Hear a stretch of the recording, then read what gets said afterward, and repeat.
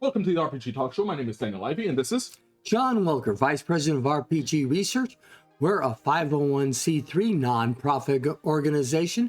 We research the effects of all role-playing games, whether that's live-action role-playing, like we'll be talking about later, traditional tabletop, electronic role-playing games, or those silly hybrid games. Well, silly. they're silly as a point that some of them are quite funny.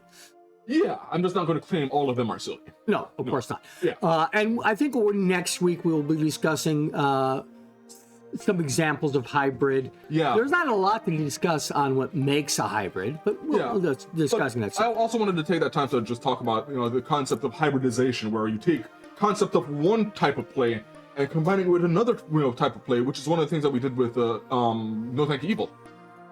Well, that was an LRP. Yeah. That was live role-playing elements put into a tabletop game. Some other people may measure that differently. Yeah. But that's our definition, LRP. And then LARP, which we'll be talking about later today, is under that category. Yeah, it's a subset.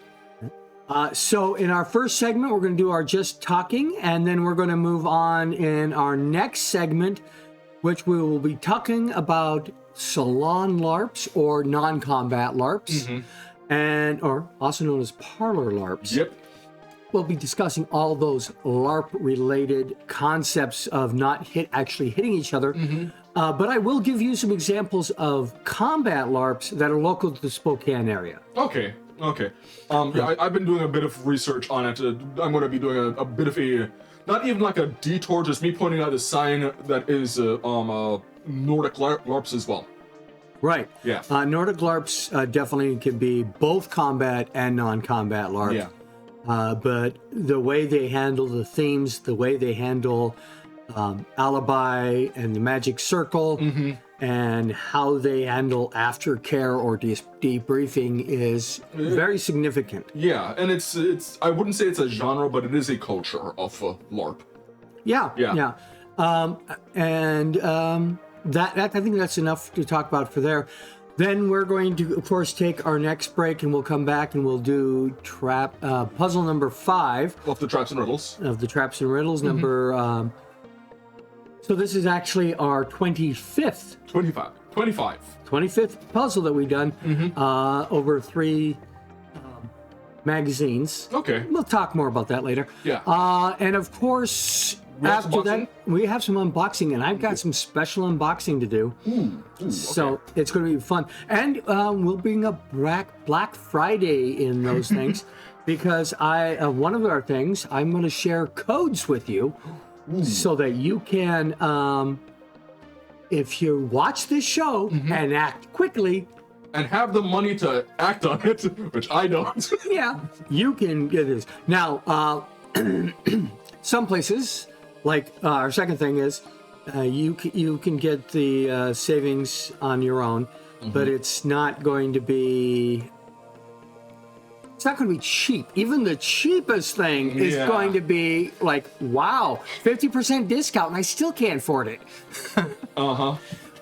It's kind of like I have no money.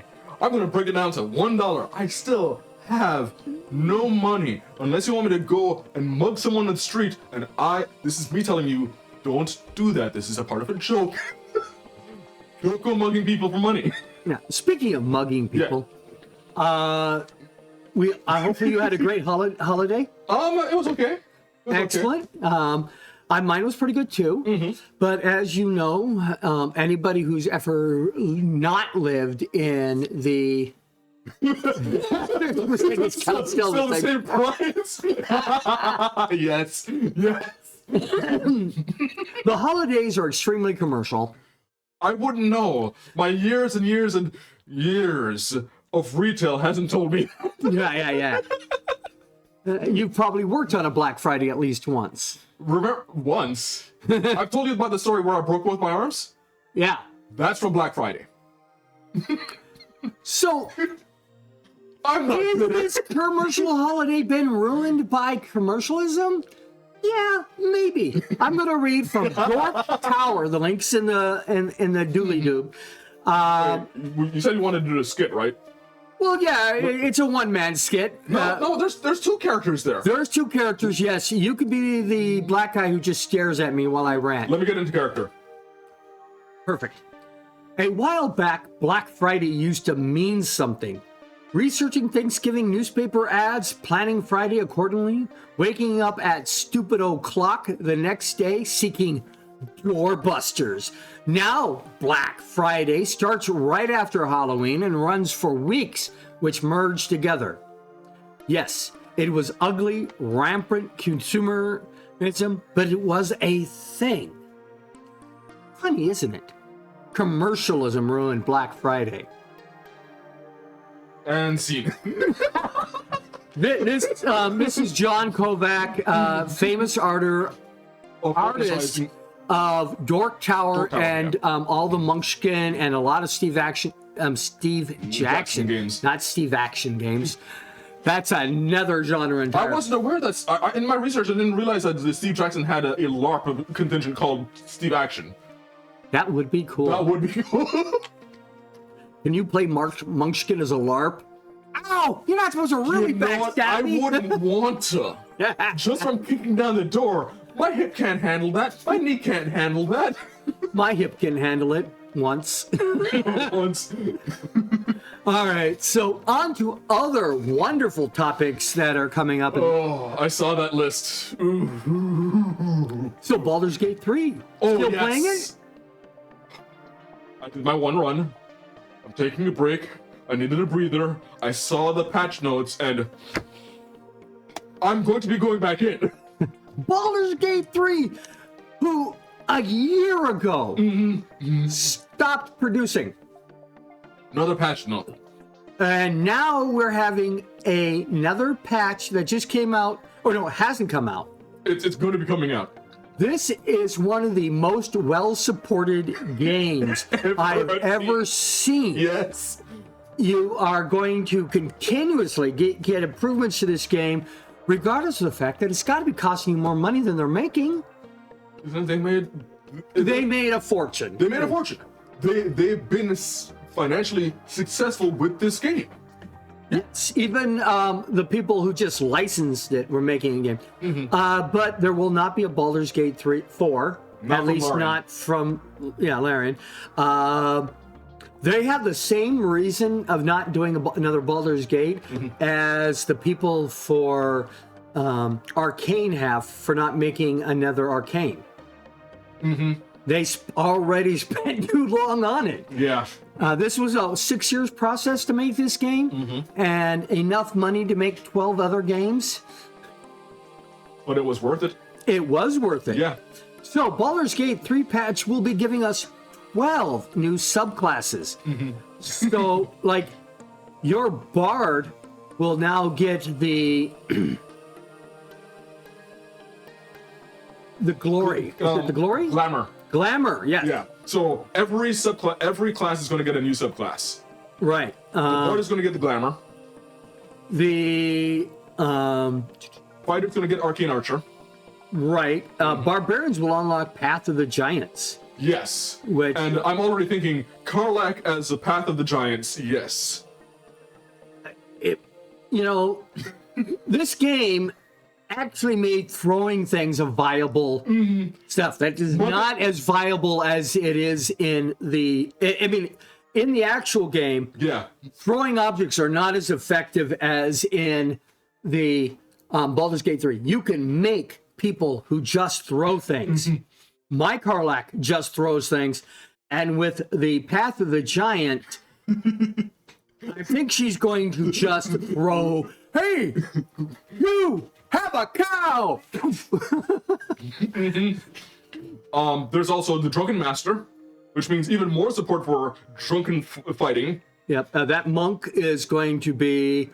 Oh well, now finally I have a reason for the 10 million gallons of alcohol I keep at camp.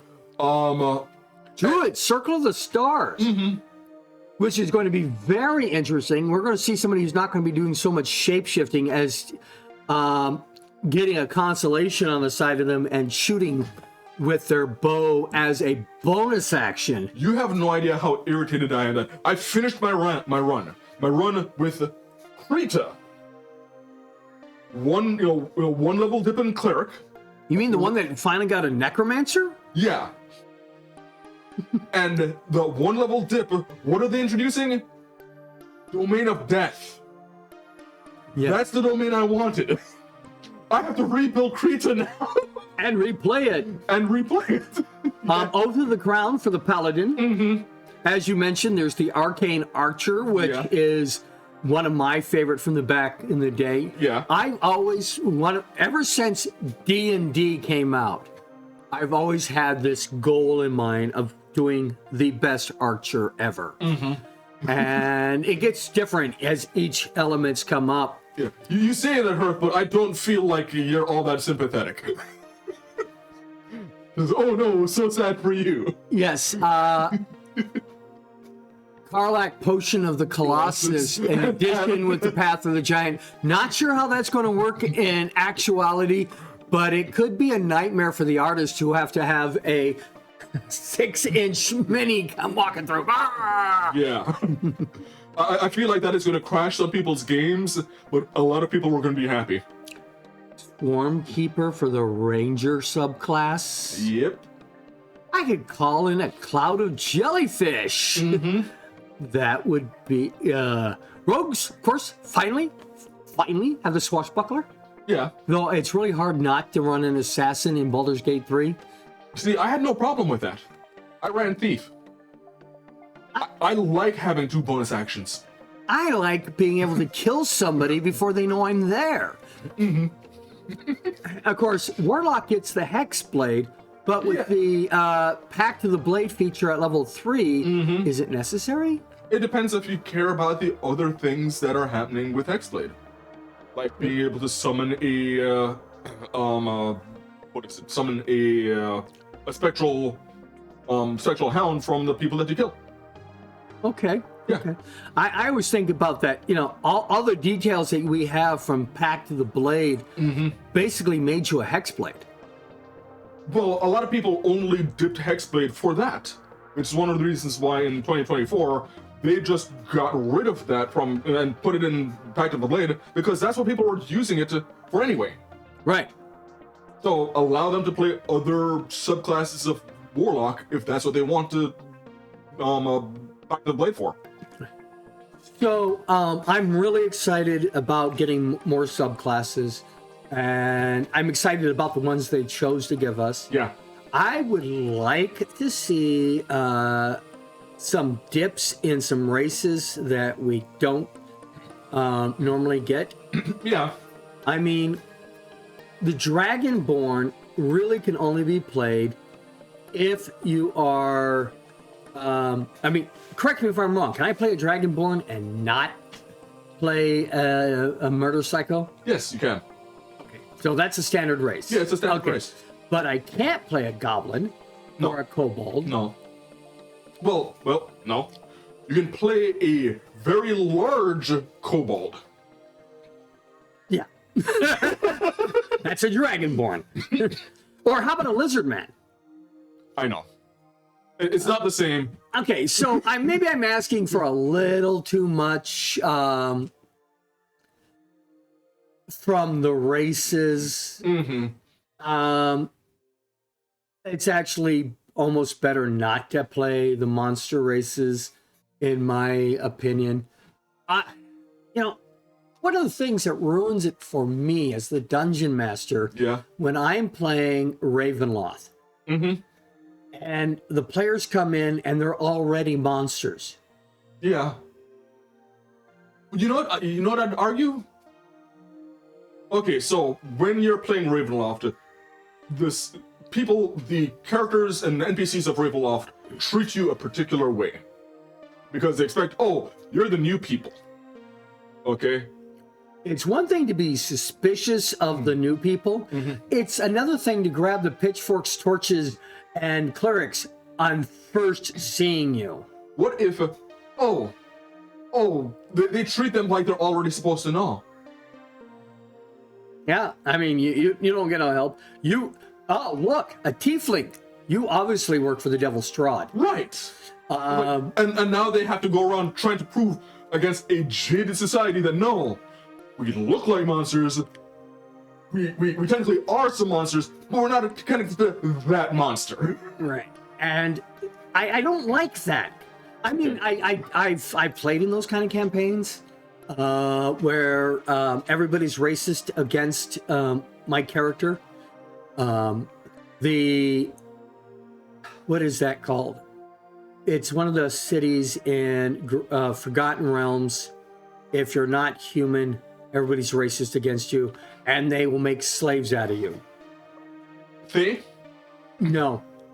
Faye doesn't... Faye doesn't care? Faye is not racist. Everybody will die. Yeah. And everybody will become an undead servant. Yeah. There's no racism in that. They don't discriminate. Yeah, it's literally, I hate everyone. But the other one, I can't remember what it's called. It's not relevant.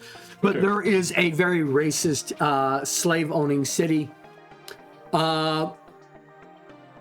Yeah, Drow becomes good at Very good with checks. disguise checks, yeah. But the other thing is, I don't like playing that in as a character. Yeah. I don't like running that as a dungeon master. Now, yes, I have to, when I'm doing historical fantasies, I have to acknowledge that racism was real and is part of the story. And I'm doing a disservice to the people that actually lived through those and did not get, I feel like I'm doing a disservice to them. Yeah. But you as your own self, when you're running a game, how realistic you want to get, if you want to play in a fantasy world that slavery never happened in America, go for it. Yeah. I got a great story for you. You want to play America with no slavery? Play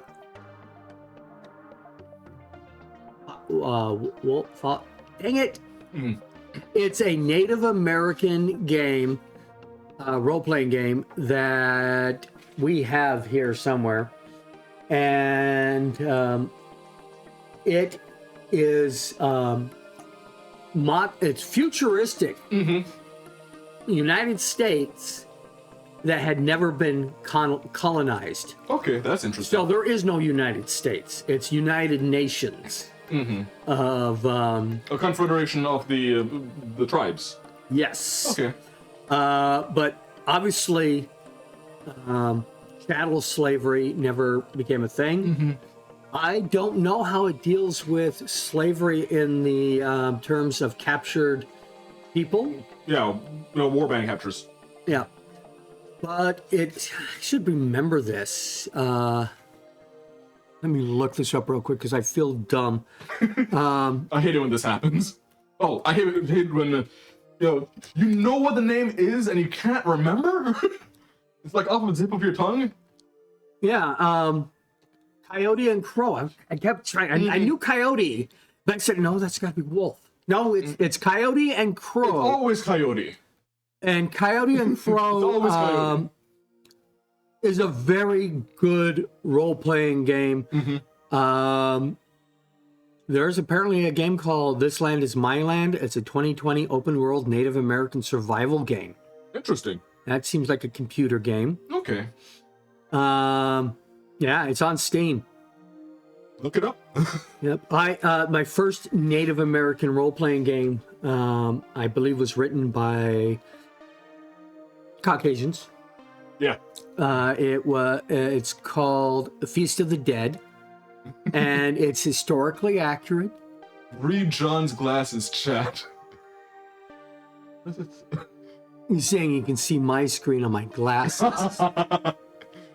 There's nothing inappropriate. Yeah, no, there's nothing inappropriate. Yeah, all right. So, Coyote and Crow is the Native American, and which is really appropriate to talk about right now because we are in Native American month or Appreciation Month. Appreciation Month. Was it November or December? I think it's November, but I saw that it was like Saturday was like the day. Yeah. No, I Which got the was- impression that it was supposed to be like they mix it in with Black Friday, which I didn't appreciate. But Well, you know, the whole idea is that some people do not celebrate Thanksgiving. yeah, I'm Thanks- aware of a few. Yeah, and Thanksgiving, Lincoln invented that. Mm-hmm. So it's not a part of the original history. The myths of the Americans coming in to save people in the Native American schools learn that story quite differently. Yeah, And it's kind of like, you know, my understanding of Columbus was vastly different from America's teaching of Columbus, because I started my schooling in Jamaica, which is one of the islands that Columbus actually touched. I'm sorry. Yeah. Yeah. And let's, you know, to give another example, and I'm not trying to get political here. I'm getting cultural here for the differences of what your kind of role playing is. A lot of American Black do not celebrate 4th of July, or at least they don't celebrate it in the same way. Yeah. They celebrate it like most people celebrate Cinco de Mayo or St. Patrick's Day. It's a drinking holiday. Yeah. 4th of July is a day for picnics and drinking. The holiday that they're going to celebrate, which I first learned about by being in Texas, long before it actually became a national holiday, Juneteenth. Yeah. June 19th, when the last slaves were told, "Hey, guess what? It's been a while, but you are free. You've been free." Yeah. For me, when it comes to Columbus Day, when I was introduced to the concept of Columbus Day in America, I'd already become aware that on the island of Jamaica, there was a Native American tribe called the Arawak. They're extinct on Jamaica. Yeah. Yeah. That means a genocide happened on Jamaica. And you want me to feel like Columbus is not a monster? Yeah. Like I said, we're going to try to avoid the political parts. But the culture is the fact that your culture views Columbus Day different than my culture did when I was a kid. Right. My people now, by my people, I'm referring to my friends and family, not my color or any of that other stuff, view Columbus Day as a day to be ignored. And it is a day to acknowledge the Native Americans. Yeah. I mean, mind you, I find it academically fascinating, like the creation of Columbus Day and everything, but I know the history. Right. Yeah. So when you're doing history in a role-playing game, that Deals with difficult topics. history deals with different topics, but when you are role-playing history, your choice to be how accurate you want. Yeah. You do want to play a Wild West game, and then as you're creating the characters, roll for syphilis. Yeah. Yeah. Our history as a collective on this planet is messy. And it is understandable, especially from every single culture. They have their own lenses that they view it through. They're going to ignore certain things. Speaking of messy, let's move on to our next topic. Oh no. I told you last week. I know. And again, we're going to avoid opinions about the man himself, but we are going to talk about Elon Musk again. So, Elon Musk made his statements that Wizard of the Coast can go to hell. Nobody gets to disparage Gary Gygax and the geniuses behind Dungeons & Dragons. I am saying that out of order. I'm not trying to quote the... You're paraphrasing. Yeah, I'm phrasing a para. And there was another news article Musk could do about Dungeons & Dragons. But there's a conversation, and if you follow the link there, where somebody was talking about Wizards of the Coast doesn't give a damn about what Elon Musk or any other gognard, and then he put grognard. Then he puts in parentheses. This is Ian Miles Cheong saying it's a slur for old school players. Thanks. And Elon Musk responds with, "How much is Hasbro?" Now, the last time you made a comment like on that on Twitter, it became X. Yeah. So it is a possibility that he will. I'll make my own Dungeons and Dragons, and I'll have blackjack and hookers. Or he's just or he just buys things out because that's his MO. Well, and I am a bit worried about somebody doing it. One thing is that Musk has a big AI game studio, and obviously the D&D IP would go well with that. No, it wouldn't. As far as his dollar bills in his pocket are concerned, not for us. Yeah, I don't care about the dollar bills in his pocket. I care about role-playing and the community, and I believe that removing the creative aspect of a creative game removes the game. Well, some people can argue that you're already playing Dungeons & Dragons with AI when we play Baldur's Gate.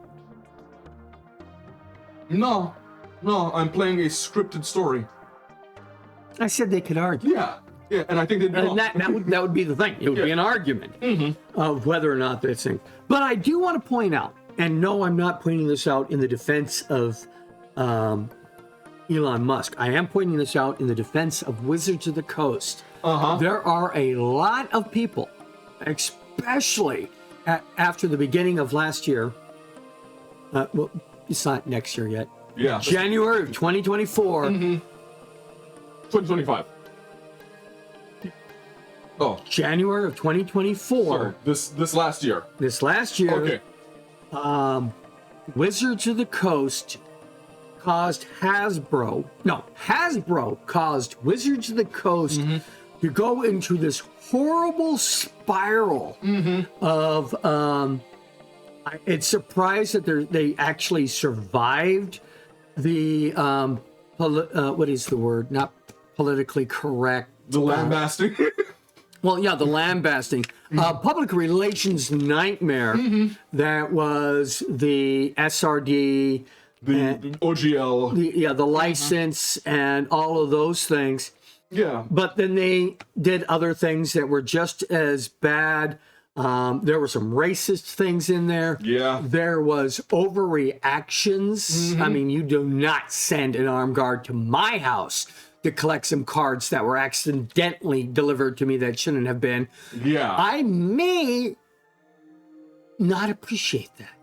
Yeah, especially if those armed guards have a history of killing people. Yeah. Yes, the Pinkertons. The Pinkertons don't have the most beautiful history in the world, but that is something. So they survived this. Now, one thing is we're not going to get any D&D movies anytime soon. Unfortunately, because of, not because of the movie. Because of the OGL. Because of the OGL, people were boycotting the movie because Hasbro's going to make profit on it, and they wanted Hasbro to feel the pain. You know who else got nailed? Who? D&D Beyond, who wasn't currently owned by... No, they had already been owned by D&D Beyond. In January? Yeah. Okay. I want to say, yeah. However it worked, it was a jab at Hasbro's and stuff, and they saw those money dollars go... Yeah. And they said, okay, we take it back, we're going to fix this, all this stuff. But that didn't save the movie. No, it didn't. It did not get as much box office as it would have. It could have, and it should have had record-breaking box office. It should have been the next Lord of the Rings. I wouldn't go that far. I'm talking as far as how well it did. It's not the next Lord of the Rings because they didn't spend the money Lord of the Rings did. They didn't spend the time that Lord of the Rings did. That, and honestly, I don't think it had Lord of the Rings plot. I think honestly, and I liked that. I liked the D&D movie.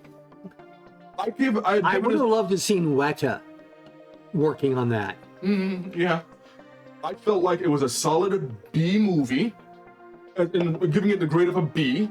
Okay, I've seen the other two D&D movies, including the one that has Marlon Wayans in it, and those were... That was actually 3. Are you trying to forget one on purpose? I think I may have forgotten one, yeah. On purpose? I'm not even sure. And they were atrocious. So, a solid B when all I'm used to is failure? I'm happy for. Yeah.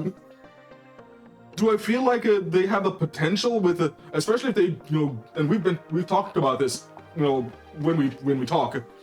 I feel like if they tap into the lore that they have in some of their settings, yeah, they can absolutely make Lord of the Rings level quality movies. I don't think there's anything wrong with taking one of the books, novels, etc., and making it into a movie. Each and every time they try to do a Dungeons & Dragons movie, yeah, they try to write a new story for that movie. When they have award-winning material, yeah, just sitting on the shelf waiting to be made into a movie, you want Dritz. I'm not saying I want Dritz, but I do know that if they pull out Dritz, he'll make gangbusters. I think Dragonlance. Yeah, cut a check, get the original writers to sign off on it, adapt the movies, update it a bit because we're dealing with some dated material. I think Dragonlance would be amazing. Are you saying update it in the frame of make it all 5th edition? No. You're just saying update some of the wording or something like that? That, and I know that some of the concepts in Dragonlance can be a bit problematic. For example, I wouldn't necessarily bring out Kenders as they originally were. But why? I would probably... No, is it the fact that a race is being depicted as working on the Samoan logic of ownership? Nobody owns anything? Oh no, I'm thinking more on the lines of the way they've been depicted as just rampant kleptomaniacs. That's what I meant. Yeah. I would sand down those edges a bit. That's all. They're not all klepto. So you're saying do the Hobbit version? Not all of them are adventurers. Most of them are even adverse to leaving. I mean, I'm not an expert on Dragonlance, but get some sensitivity training in there within certain parameters. Right. Don't go hog wild over it. Yeah, don't go. I can't believe I'm going to say it this way. Don't go woke, but yes, be aware of it, but don't go there and try to make Tasselhoff Furboot a transgendered non-kleptomaniac. He is what he is. Yeah. But Champions of Mirthra Hall. Yeah.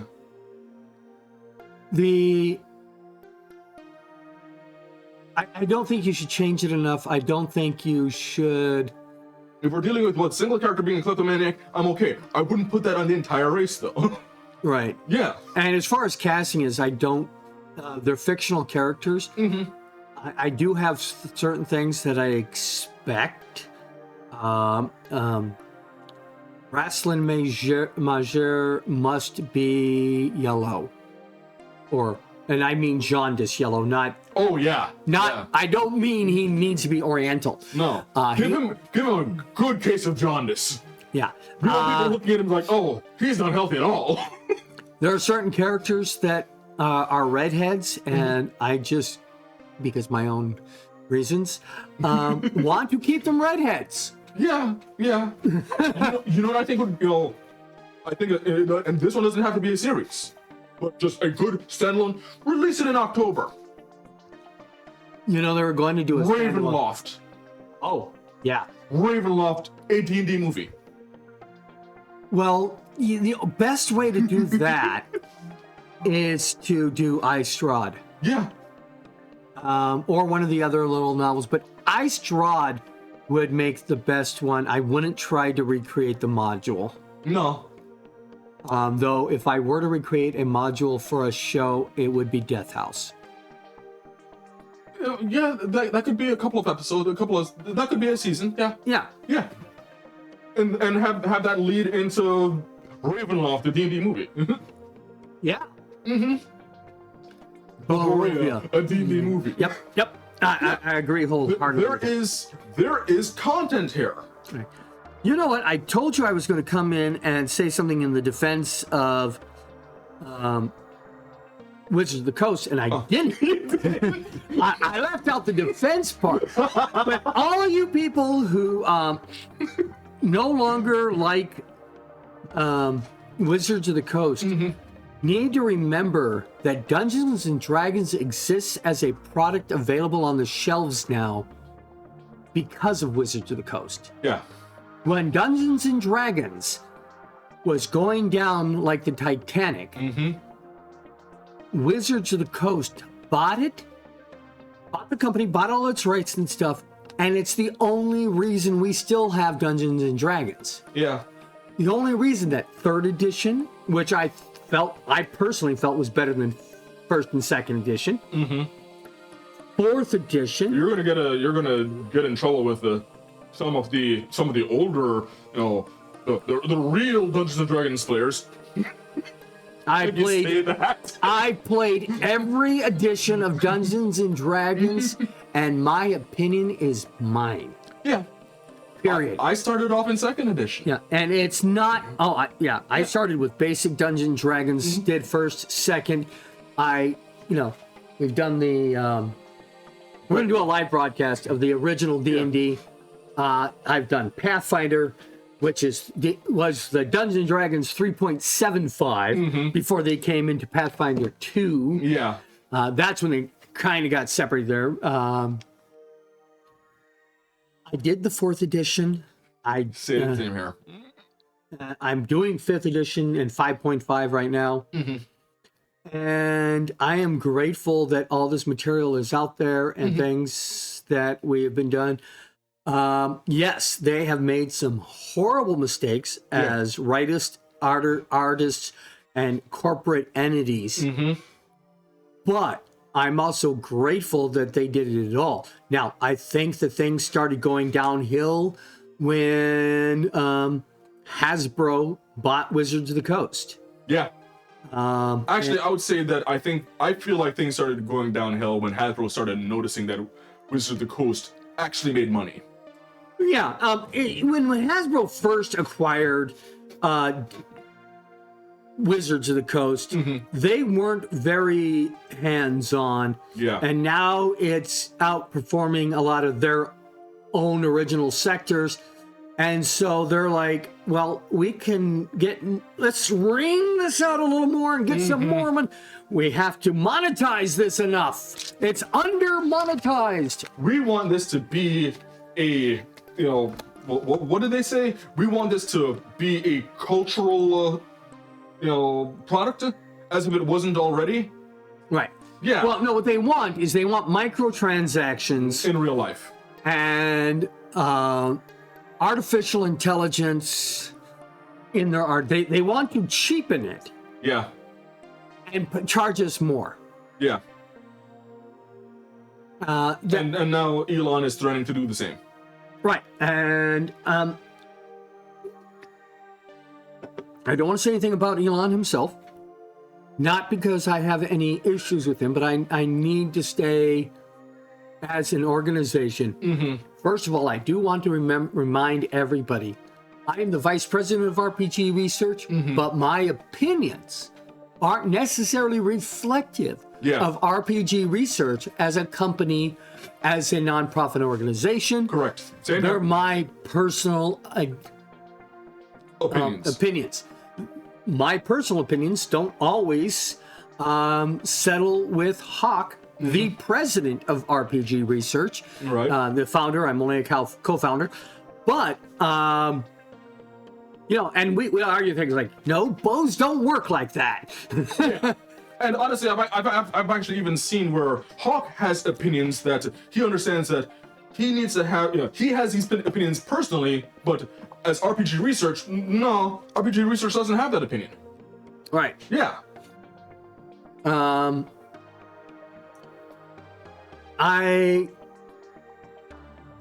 There are certain, I'm not going to use names in it, but there are a certain group of people who I can't blame their evil on ignorance. They do not satisfy Hanlon's razor. Right. Yeah. But I would still have them at my table so that I could help teach them otherwise. Because as far as RPG research is concerned, and myself included, that role-playing games are a great tool for education and therapy. And the group of people I'm referring to, who will remain unnamed, they need it. Yeah. You need to find Dungeon Master.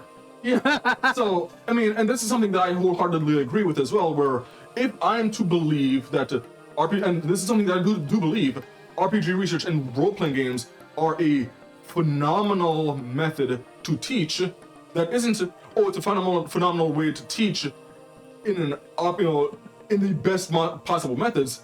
No, it needs to be able to work even when it gets tough. And that means sometimes dealing with difficult topics and sometimes with difficult people. Yeah. Yeah. I mean, it's a wonderful tool. I think we have exceeded Gary Gygax's expectations of what his game was going to be. But I also think that he was right when he was originally talking about the concept of professional dungeon masters. Yeah. And unfortunately, I don't think he lives long enough to really see that. No. Anyway, we're about to go on a 15-minute break? 15-minute break, and we'll come back and start talking about LARP. Specifically non-combat LARPs. So, see you in 15. I'll fight you for it. No, you won't. Oh, okay. Wrong episode. See you in 15 minutes. Yeah.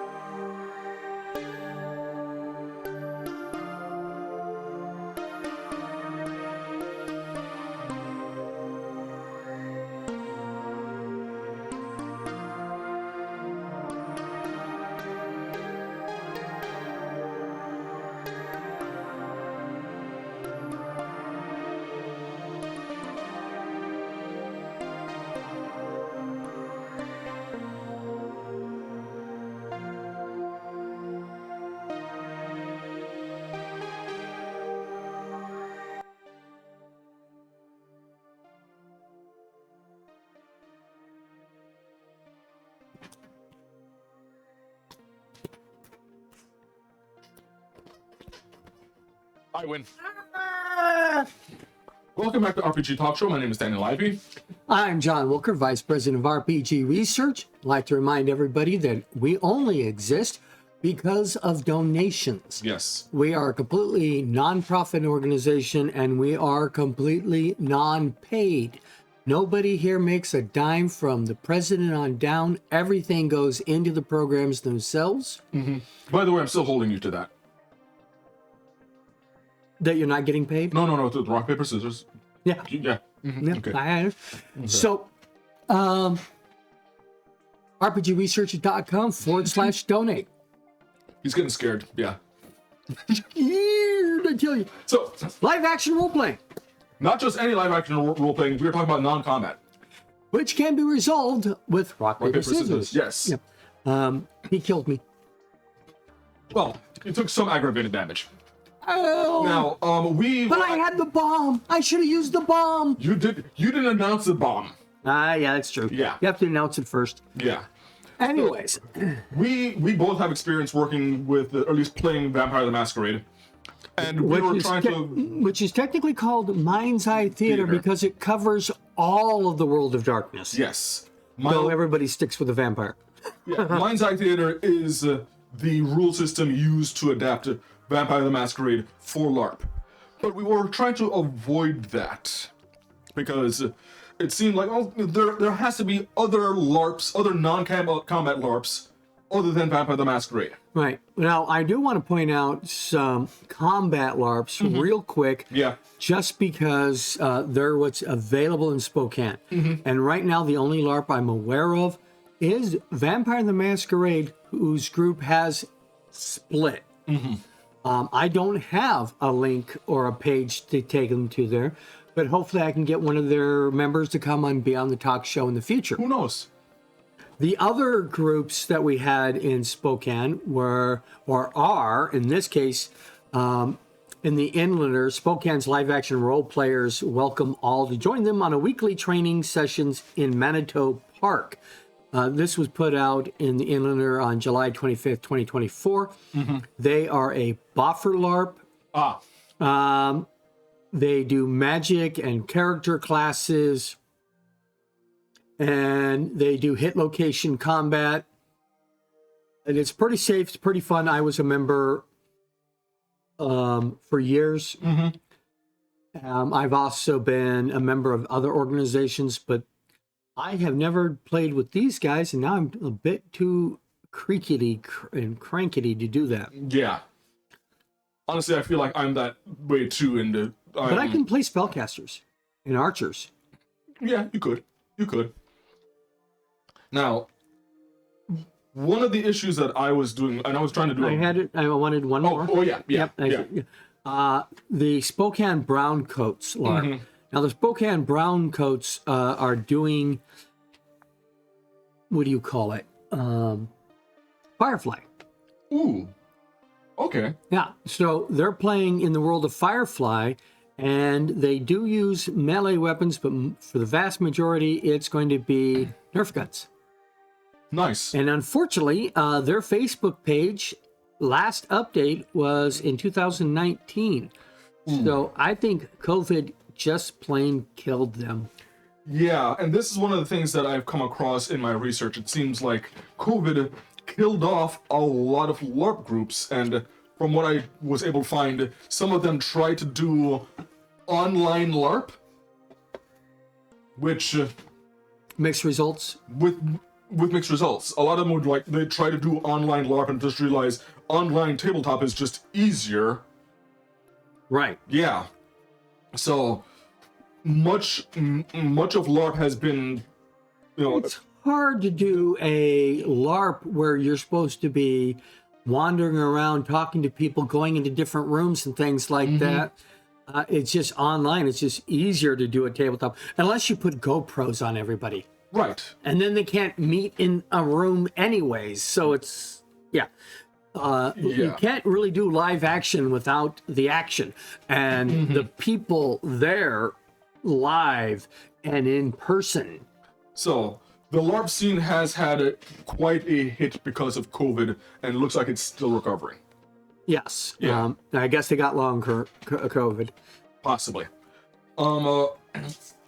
And other than that, I was trying to find any mechanics, any rule systems outside of Mind's Eye Theater, because I know I'm very familiar with Mind's Eye Theater. I know that when it comes to LARP, Mind's Eye Theater and Vampire the Masquerade tends to be the one that I know the most. I didn't want to assume that, though. Right. And I have the same thing. When it came to non-combat LARPs, Yeah. a lot of them are the equivalent of How to Host a Murder. Murder mysteries, yeah. Yeah. Dinner theater type stuff. I find a lot of that, and a lot of where the rule systems are kind of homebrew, which means you'd have to show up and learn it there. Yeah, at the time. You're not going to come back for a second session because they're all one-shots. Not That all. too. There's a significant number of one-shot LARPs out there.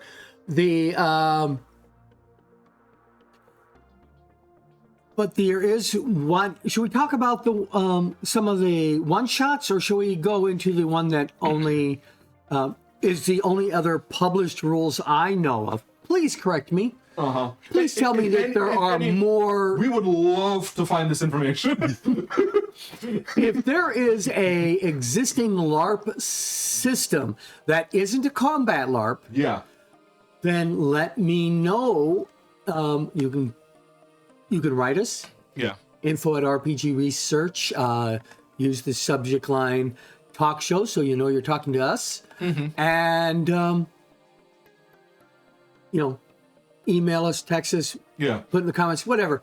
Communicate with us if you know of any non-combat LARPs that aren't Vampire the Masquerade or the one we'll talk about later. Yeah. So what do you want to say? I wanted to, before I get to the one that, it for me seems like it's still a thing. In fact, they recently had a third edition.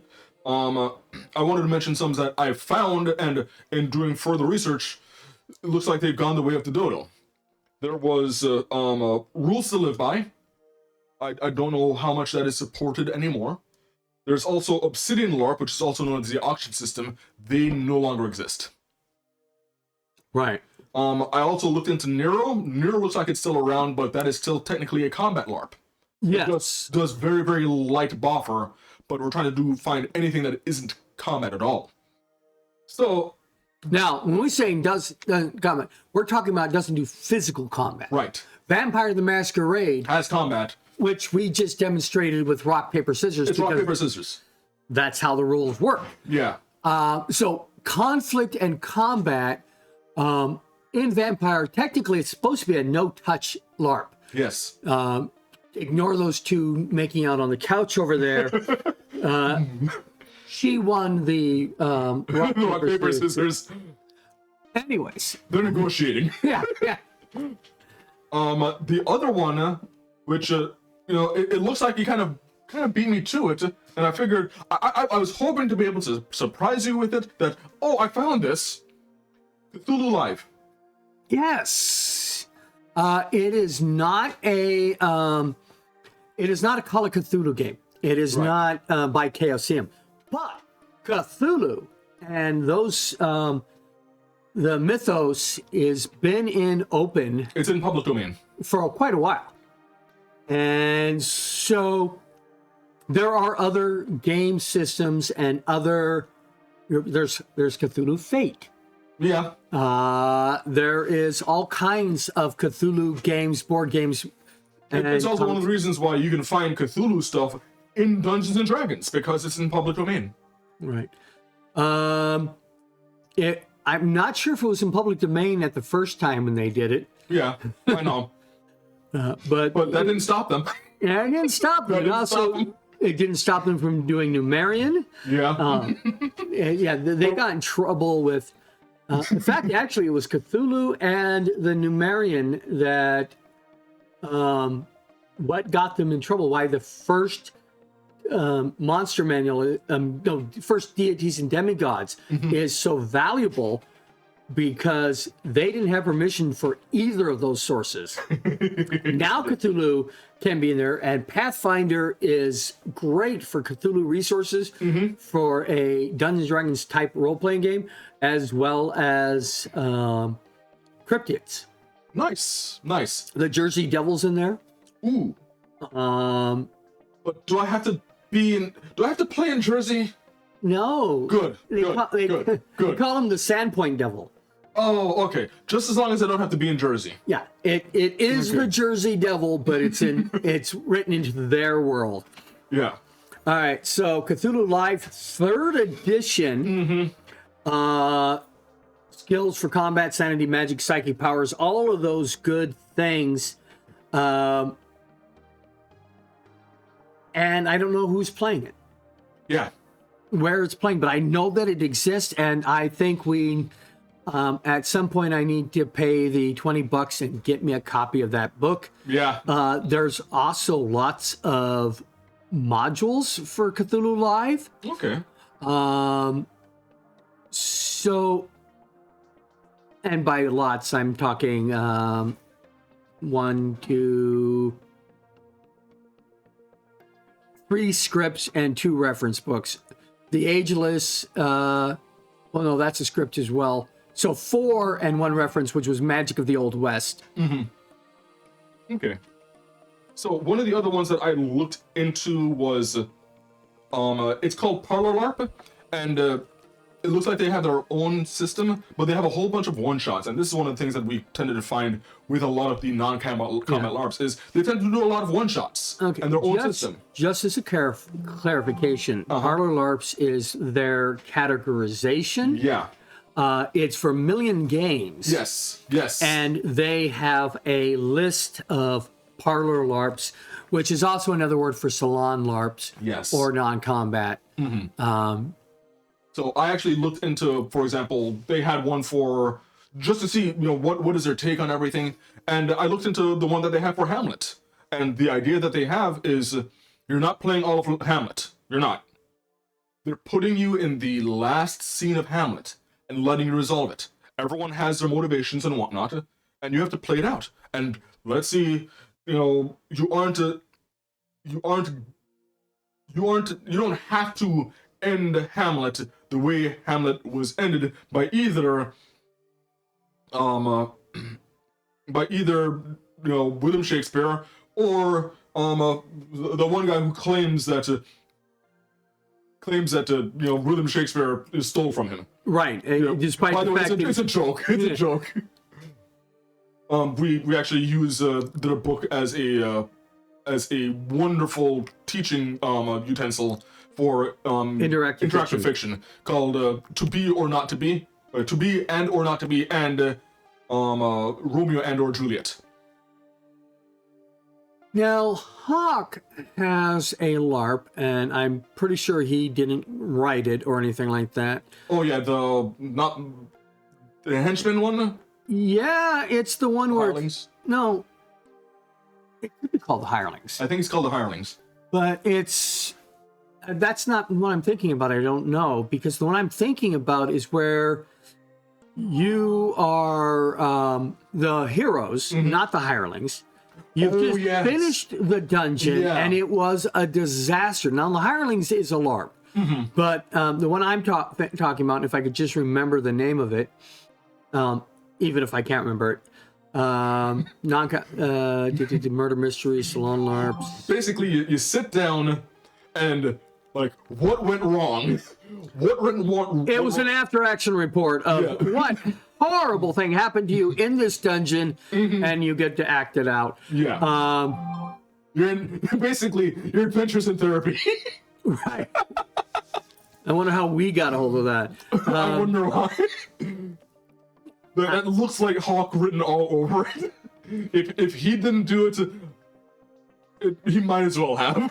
Yeah, I don't remember what it's called. I can't find it in my references.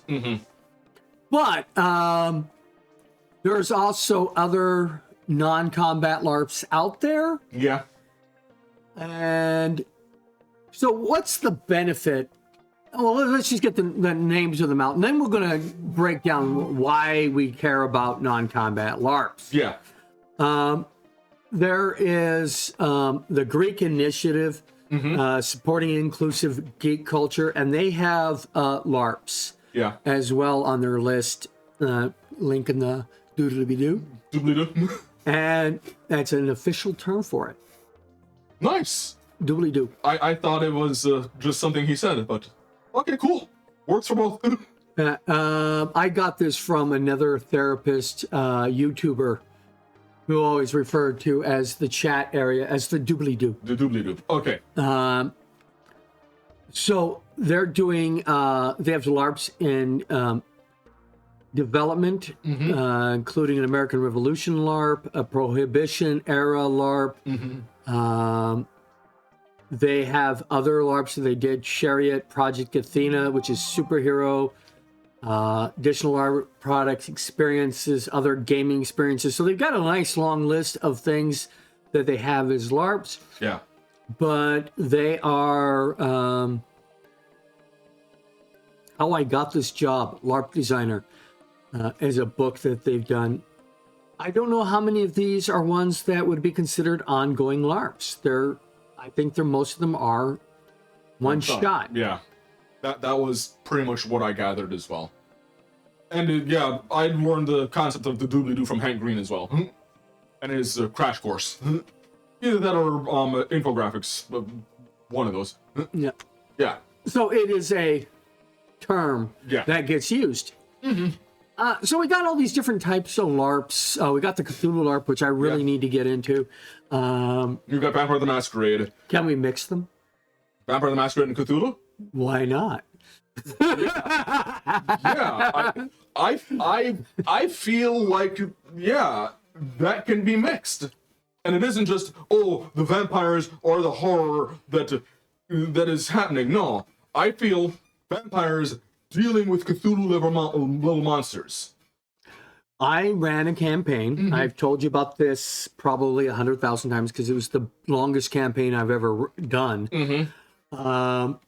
Where at the end, the whole quest from the beginning to end is to stop some Tibetan monsters from summoning a Cthulhu-like monster. Yeah. And but that's I didn't really bring in a lot of Cthulhu elements, even though I did have elements that aren't traditionally in Vampire the Masquerade or a World of Darkness campaign, because I was bringing in Highlanders. Yeah. I was bringing the aliens from Alien. I had all kinds of werewolves and fae, and I mixed everybody in together for this huge thing, including characters and creatures that weren't part of the official. I loved playing a Highlander in that. Well, I was the GM, but I loved having Highlanders and stuff like that. You may have not seen this. Yeah. That's how I know that you are already, aware of Cthulhu Live. This is Cthulhu Lives, is what it is. I am a member of the H.P. Lovecraft Historical Society, and this is my ID card. Cool. And you're supposed to get it stamped when I go to events and stuff like that. And unfortunately, I only have one stamp because I haven't been doing events since I got into this thing, COVID, I hate you. Yeah. And also not being wealthy enough to go to everything. So I'm blaming you for this splinter in my mind now. Okay, of a mashup between Call of Cthulhu and Vampire the Masquerade. It needs to happen. I'm going to present to you and to anyone who wants to listen to me this idea now. Okay. Okay. First of all, we're talking tabletop or live action. Both can work. Okay. So start off with Vampire the Masquerade. You're playing vampires. And various members of various clans and whatnot are realizing that their antediluvians are waking up. Yeah, yeah. Are you going to bring in space vampires from Cthulhu Mythos? No. Because those little gassy vampires. Yeah, no. I'm going a different route. Okay. And the only antediluvian that isn't waking up is Set, because I played a Serpent of the Light, and I know that is not a real antediluvian. So most vampires beat. Antediluvian, by the way, is a term for An incredibly pre-flood. A pre-Noah's Ark flood vampire. Yeah. Yeah. And they're supposed to be the oldest vampires, allegedly. So, they're starting to wake up, and generally, whenever an antediluvian starts to wake up, vampires lose their mind. They're like, no, go back to sleep. We don't want you around because you are a major, major, major threat to existence. Just one of them. You have multiple antediluvians waking up. So, you have a whole bunch of vampires trying to stop that. And you have cultists trying to cause it to happen. Yes. Actually, no. And they're cultists. Big reveal. The antediluvians are waking up to stop Nerlithotep from coming in. That's a good story. Yes. And I'm a Mask of the Red Death fan. Also, I'm a Call of Cthulhu Masks of Nyarlathotep fan. Do you like that? Yeah. See, Vampires versus Elder Gods. Who wins? yeah. See, I don't just play a game master. I think I am a fairly decent game master. At least, in terms of some story concepts. It depends on if I'm competent in the system or not. But yeah. I'm not a game master, but I play one on TV. No, I'm a game master. He is. He's a good one. So, why are non-combat LARPs? Why do we have a show just dedicated to the non-combat LARPs? Why are they so important? Well, one of the reasons is because it's part of the LARP diversity. There is, yeah. People need to be aware of all of their options. And there are benefits to non-combat LARPs that aren't readily available in a combat LARP. Yeah. While there are accommodations in combat LARPs, we've had people in full wheelchairs, breathing tubes coming out of their throat, play in combat LARPs, and had 0 injuries. But a salon LARP is even safer. Yes. There is that. Yeah, there's a bit of a safety aspect. It's easier to do a non-combat LARP as far as the location. Yeah. Because we can do a non-combat LARP in our studio. You can do a non-combat LARP in your backyard. Right. But you don't have to be outdoors. Right. Combat LARPs need a large space. And combat LARPs in a building, it's not usually the best choice. Oh my gosh, there goes my vase. No, you're not supposed to swing from the chandelier, and I don't know how you installed that.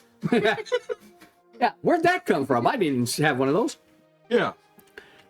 So, also, whether or not you're wearing costumes or not, non-combat LARPs tend to not necessarily need a costume. Yeah, I found that we're like, yeah, it'd be nice if you have a costume, but no one's giving you a hard time if you're not in costume.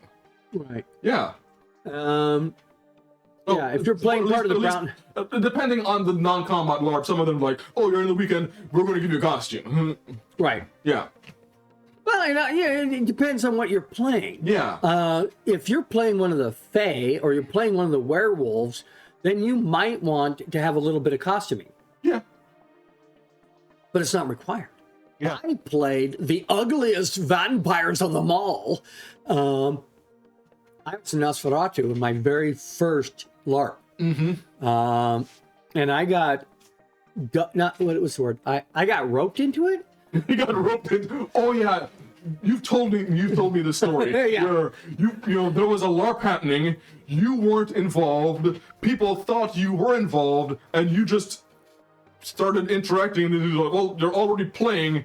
Do you want to officially play now? Yeah. You want a character sheet? Yeah. Yeah. We would like you to continue playing and continue giving. Well, let me give you some actual clues to give them. And so, yeah, it was. Well, Murder Mystery Dinner Theater is arguably not a LARP. Unless you are playing a character. And if there's a randomization agent. Yeah. Most of the Murder Mystery Dinner Theaters are you're playing yourself. Yeah. And you have to try to solve the mystery. It's no more of a LARP than a escape room. Yeah. Mouth of Madness, do you read Sutter Kane? I'm not admitting that. Have you watched that movie? No, I haven't. Oh, do you understand the reference? No, I don't. Mouth of Madness is one of the best Lovecraftian movies out there, and Sutter Kane is supposed to be the writer of these stories. And then you, I don't want to give away too much. Okay. But Do You Read Sutter Kane is reference to the author of The Mouth of Madness in the movie, and it is very Lovecraftian. It is. I know enough about Lovecraft to know that if you're asking the writer of a Lovecraftian story, the author insert, it gets pretty meta and starts, the references start back, the references sometimes in not Vampire Masquerade, in Lovecraft, sometimes makes non-Euclidean geometry. The old idea that these people are going to go visit Sutter Kane, and they find out how twisted his writings really are. I highly recommend it. Is it one of those things where they go to visit the author and realize that the real hero is the editor? I'm not saying a word. Okay. All I'm saying is you watch it, be open-minded, and it is up there. The latest, there are other Lovecraftian stories that I recommend that can be made into great modules. Annihilation. Thing. The Thing is a long time ago, but The Thing deserves its own Lovecraft story. I think we've even. I think The Thing is a Lovecraft story. It's about the friends that never existed along the way. Yes. It's about your imaginary friends. Yes. But that's a great line. It's about your friends that never existed. That is a beautiful line. I hope that is immortalized. It's about the Color friends Out that... of Space. Yes. The last one actually did a good job. Okay. Lovecraftian horror, Eldritch horror in general, is hard to do. Yeah. And some of it, you have to be told that you just watched an Eldritch horror because you might not recognize. Yeah. What was the, not First Contact, it was Event Horizon. Very Lovecraftian, even though it's science fiction. Yeah, and this is one of the things that to kind of gush about Lovecraftian horror, because I don't like horror, but I do appreciate Lovecraftian horror, and I feel like it is a lot of times misrepresented, because I feel like, oh, it's Lovecraft. If you put Cthulhu in it, it's Lovecraft, and you treat Cthulhu like No, Godzilla. you don't even have to put Cthulhu in it. You just put tentacles in it. Right, and for some people, that's enough for it to be Cthulhu and to be Lovecraftian, and I push back, no. Lovecraftian horror needs to make you think, okay, there's something far bigger, far existential than me, and it doesn't care. It needs to treat you like the best mindset that you should have is nihilism. There is a movie, Kristen Stewart was the star, may have been called Beneath or Deep or something like that, and they're in a super deep underwater study area, and they basically get attacked by deep ones. and they see Cthulhu. Is it Lovecraftian or not? I'm not sure. But it seemed like the monsters were so secondary to the story. Yeah, that's like saying, and I wanted to mention, like, I feel like there's a parallel between Cthulhu and Godzilla. Yeah. If you have Godzilla in a movie, is it a Godzilla movie? I feel it's not really a Godzilla movie unless you're making a overarching, commentary about nuclear proliferation, and there's Godzilla in it. Well, I'm going to disagree with you because there are definitely Godzilla stories that aren't making a political story. Yeah, I know. And it doesn't have to be political to be Godzilla, but there are good Godzilla and there's bad Godzilla. I just watched one of the best Godzillas. It was Godzilla's Zero. Godzilla Zero. I've heard that recently there's been a couple of good Godzillas. Godzilla Zero is one of them, and I think Godzilla Shin Godzilla. Shin Godzilla. Yeah. Yes, I haven't seen that one. It's hard to find. In fact, the best you can do is get the Blu-ray. It's not on any of the viewing things, but you can watch Godzilla Zero on there. And not a spoiler, it's set in just after World War II. Okay. And Bikini Atoll has a definite role. Okay. But it's not like the American version where Bikini Atoll was the birthplace of Godzilla. Bikini Atoll is just what pissed Godzilla off.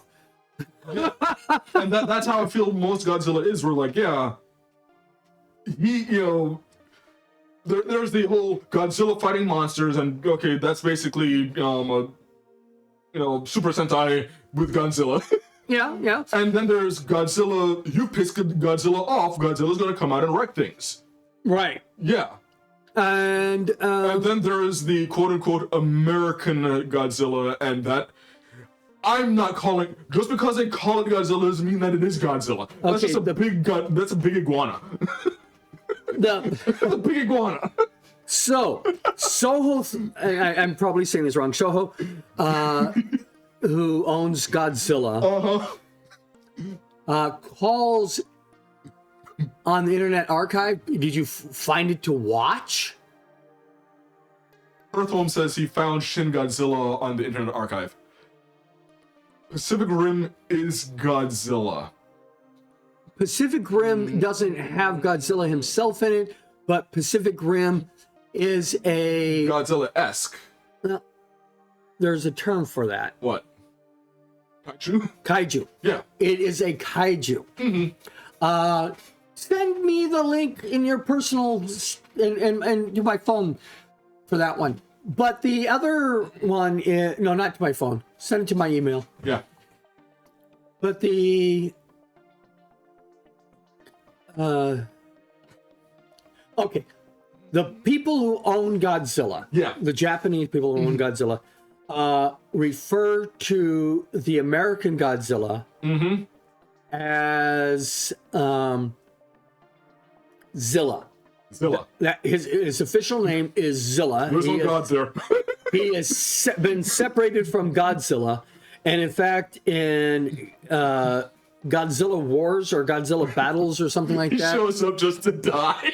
literally, Yeah. he is literally just, and it's one of the fastest, most humiliating battles in what do we just call those guys? Cinema in kaijus? Kaiju history. He is embarrassed by He should be. the actual Godzilla beating the heck out of him. He should be, because that American Godzilla was distasteful. It was distasteful. That was not Godzilla. But getting back to LARPs. Well, actually, I'm going to say one more thing about this genre before we get back to LARPs, because it will actually tie in. Okay. So, kaiju movie, Yeah. Cloverfield. Yes. If you watch the movie, hopefully you didn't watch it in the theater and had to run out and throw up because of the motion sickness.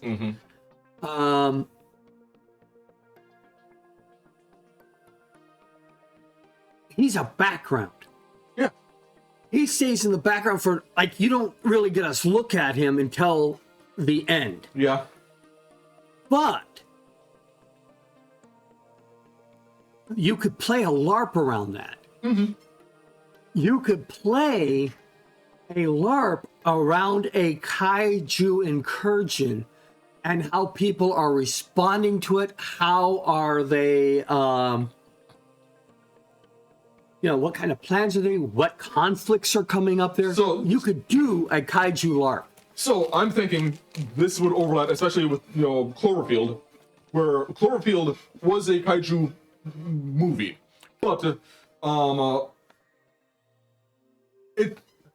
Cloverfield, I think, more than being a kaiju movie, was a disaster movie. It just so happens that the disaster was a kaiju, and having a LARP it's a disaster movie LARP, but the thing that causes the disaster is a kaiju or Cthulhu. Yeah, I think could work. I think it could work.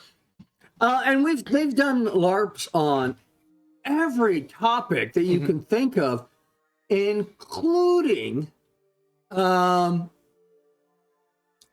that you would not think would be safe to do in a LARP. We have done, not we, me personally, or anything that involved, but we as a society or a planet have done LARPs on medical emergencies. Yep. We have done LARPs on rape survival. Yeah. We have done horror LARPs. We have done slice of life LARPs. Yeah. And it is amazing. It's like manga and anime. There is this is why my biggest reason for why anime is not a genre is that anime and manga cover any and all topics. We will continue that conversation at a later date, because I can make the argument that comic books can do that too. Well, but they don't. They can, but they don't do it as well as the mangas. Yeah, and that's because of Dr. Frederick Wortham and the effect that he's had on the comic book industry. But RPG Champagneer.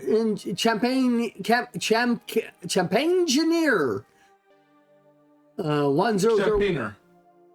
Champagneer. Yeah, that is a strange name, but for sure. Yeah. Yeah. We welcome you. Thank you for coming, to our little chat. But this is one of the things that I particularly like about the non-combat LARPs, where there is at times the opportunity to explore emotionally some complex things that are outside of what you'd normally experience in life. Right, and it's also doesn't work too well into a combat LARP, right? Because it's hard to be digging into your emotions while somebody's hitting you in the head with a boffer, right? Or rattan. Yeah. So sometimes you want to do the emotional work, and sometimes you want to hit your friend with a stick. Right. And Nordic LARPs tend to get into those emotional areas. Asian LARPs tend to get into those horrific areas. Yeah. And,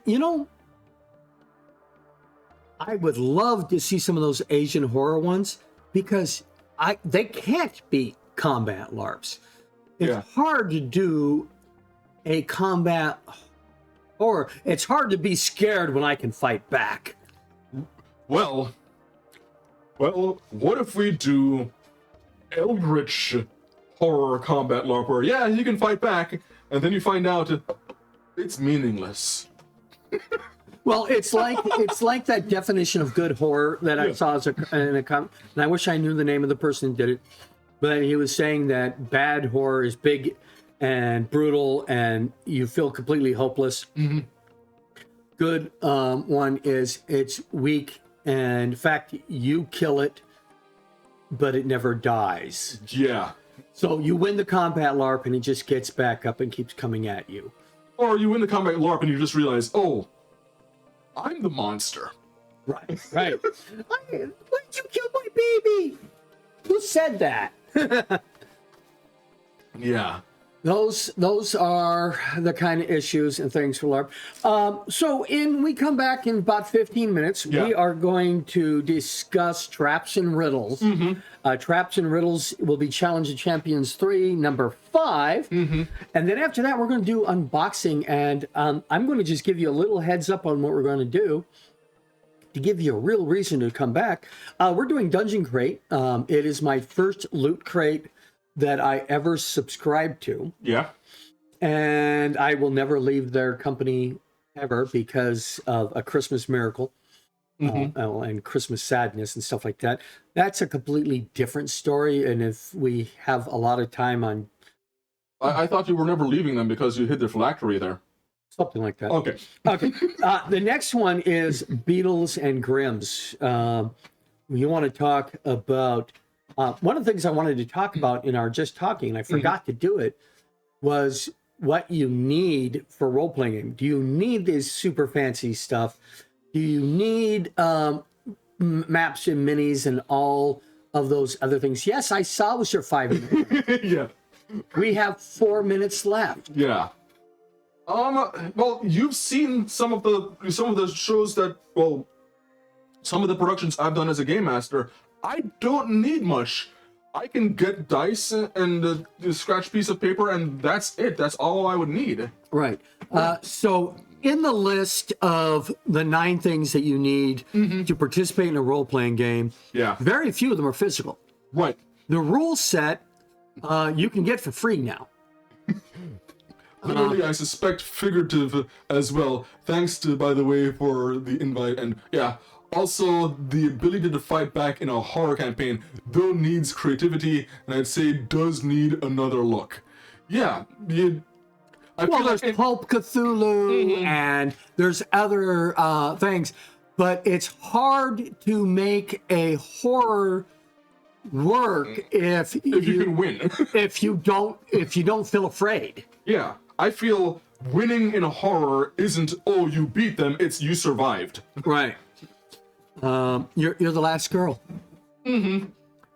So, for what you need a set of rules. You can get rules for free. Yeah. You need a pencil and paper. Or something to write down on. Yeah. And You overcame a friend. that was called Fear. Yeah. Fear is my friend. We've been it's together not. for a long, long time. Fear is a stalker, at least it needs to leave me alone. So you need something to write your notes down with, and you need a randomizer. And your randomizer doesn't even have to be real dice. You can do books, random page in a book. Yeah. I got 93, and I'm supposed to doing a 10 or whatever. There's ways you can do that, figure it out. I have books that literally have dice rolls written in them, so when you flip to a page, you get a random dice roll. You could cut a deck of cards. Deck of cards. You can use chits. Yeah. You can use spinners. And In that's prisons, they make spinners. Yeah, and that's why we call it randomization agent, because it doesn't have to be limited to dice. But on the other hand, you can go really super fancy and expensive, and we're going to show you one of the lower ends of the super fancy experience. We did an unboxing once before with the Beatles and Grimm's Wild Beyond the Witchlight. Well, this is the silver edition of Spelljammer's Adventures in Space. So, and I'll talk to you guys later when we come back of how I was able to afford this. I wasn't. Yeah, because Beatles and Grimm is some pricey stuff. You don't have to be a part of Beatles and Grimm to play Dungeons and Dragons or any role playing game. But we'll deal with that in 15 minutes. Yeah, see you in 15 minutes.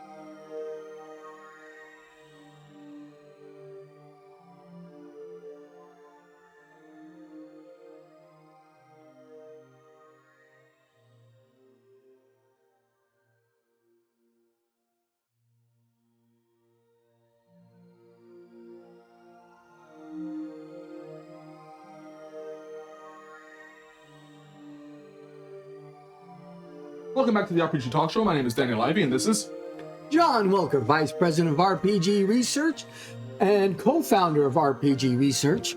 We are a 501c3 nonprofit organization, and we research role-playing games, and we find benefits in role-playing games, and we utilize those for educational, therapeutic, entertainment, and leisure activities.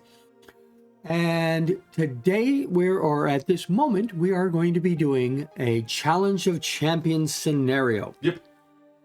As a reminder, Challenge of Champions 3, that means this is the third Challenge of Champions module, was written by Jonathan M. Richards. The artwork was by Fred Rawls, and the cartography, that is the maps, are by Diesel. Dungeon Magazine, May/June 2000 issue, number 80, volume 14, number 2. And for some reason there's something in my notes that shouldn't be there. okay. Now you can see that there's a monster there, and the reason for that monster. What is that monster you said? That's a deep spawn. Yes. I feel like I'm being tested on my second edition lore. Know what it is? It's some type of aberration, but that's all I can probably tell. It looks like, I believe it's some form of a beholder. It's actually not. Deep spawn aren't, as far as I know, beholder kin. Beholder kin. Yeah. Well, that's what I meant by it's some type of beholder. Right. Yeah. And this is a specific type, and we will get into what that type is in just a moment.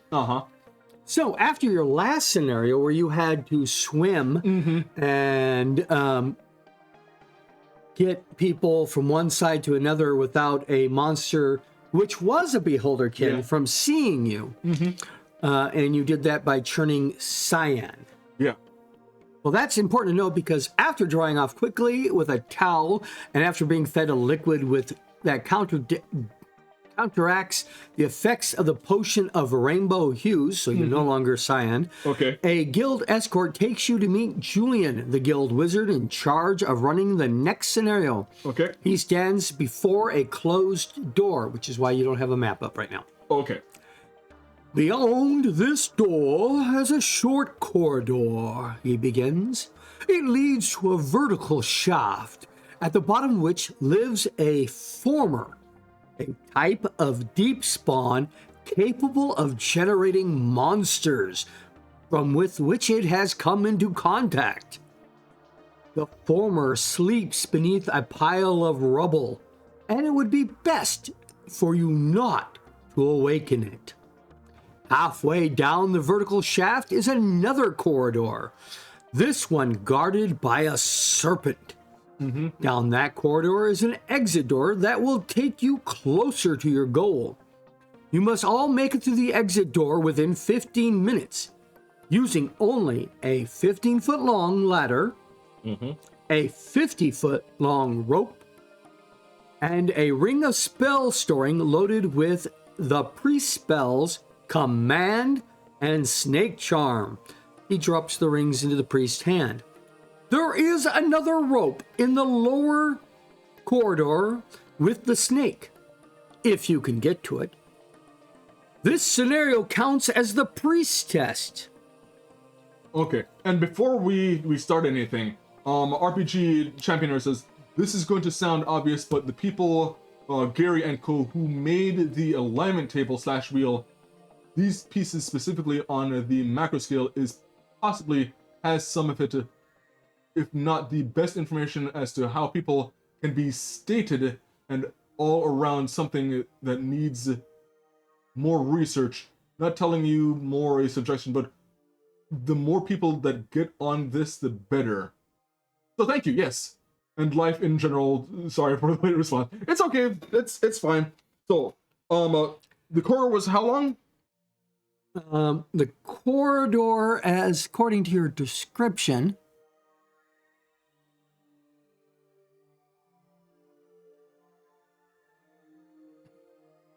you have no numbers I have no for the numbers. length of the corridor. You'll see that when the map pops up. Okay. And was I given how long the drop was? enough that it will kill you. Okay, enough that it'll kill me. And if I Well, don't, and wake up the monster. and wake up the monster, yes. Okay. Okay. Okay. Are we ready? Well, begin. With that, Julian opens the door and ushers you in. So we need the map and the timer to be going. Mm-hmm. All right. As you can see, it is a good distance from one place to the other. The entire area of the scenario is lit with continual light spells. The shaft is 60 feet deep with loose rocks and boulders at the bottom. Beneath lies the former. 30 feet from the shaft's door is the upper corridor. Directly across the door, you first entered by the PCs at the start of the scenario is another door. It leads to a room. Okay. So I'm trying to get to that room? Yep. Okay. So 10 points for everybody who makes it the exit. Okay.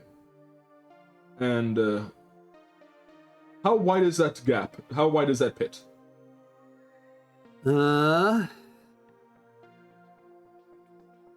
Second here, because the map left off the screen. Oh, there it is. So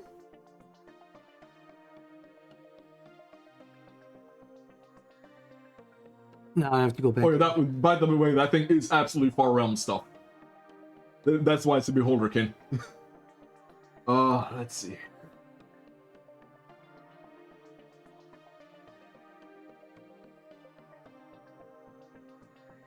Yay.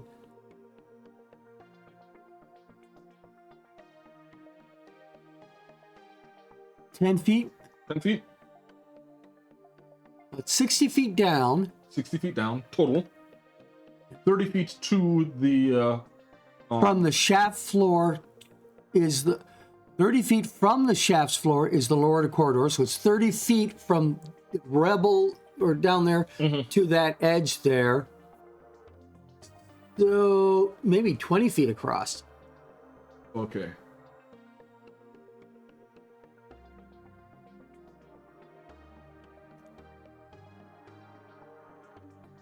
Let's see. Because that is going to be important for me to know. Well, I'm gonna, I'm in the game, I'm testing the length of it with the ladder. Okay. We're gonna go out with the 15-foot ladder and see if we can touch the end of that, the hallway, parallel with the ceiling, to figure out how long that is.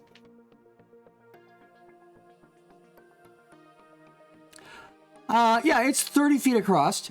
Oh, it's 30 feet across? Yeah, and the ladder makes about halfway. Ooh, okay. Okay. 30 feet across, ladder makes it halfway. Yeah. Approximately halfway. Okay. That is... They really should have those numbers in the description rather than me having to figure it out. That would be useful, yes. Yes. Okay, so the druid is going to put on the ring of Spell soaring. spell soaring that has command and snake charm. Yes. Okay. We are going to tie the ladder to the 50 feet of rope. Okay. Okay. And I know that I'm probably overthinking things, but this is generally how I work in terms of, my mind. That gives me 65 feet between the ladder and the rope, because the rope is 50 feet.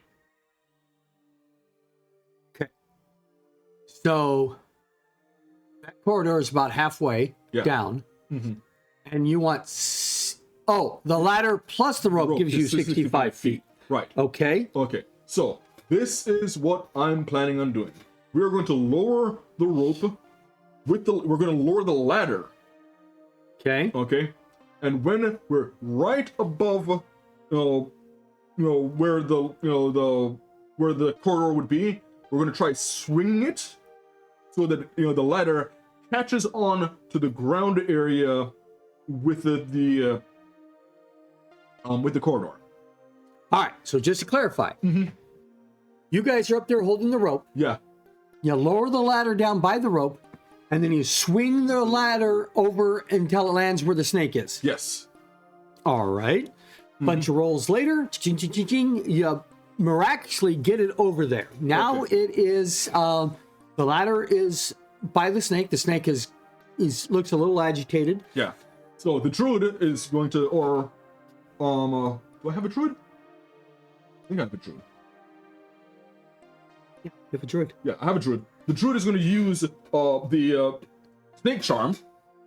And see if we can convince the snake to take the edge of the ladder and drag it further in, so that it is nice and secure on that ledge. Snake, How large is the snake, by the way?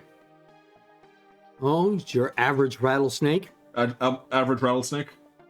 Okay. which is maybe 3 feet long, Okay. able to pull maybe a pound. Well, you know, if we do some assistance by taking some of the weight by keeping it a bit light, maybe it can do it. Okay, so after the snake has failed to move the ladder, what are you doing? Okay, so the snake has failed to move the ladder. Yes. Okay.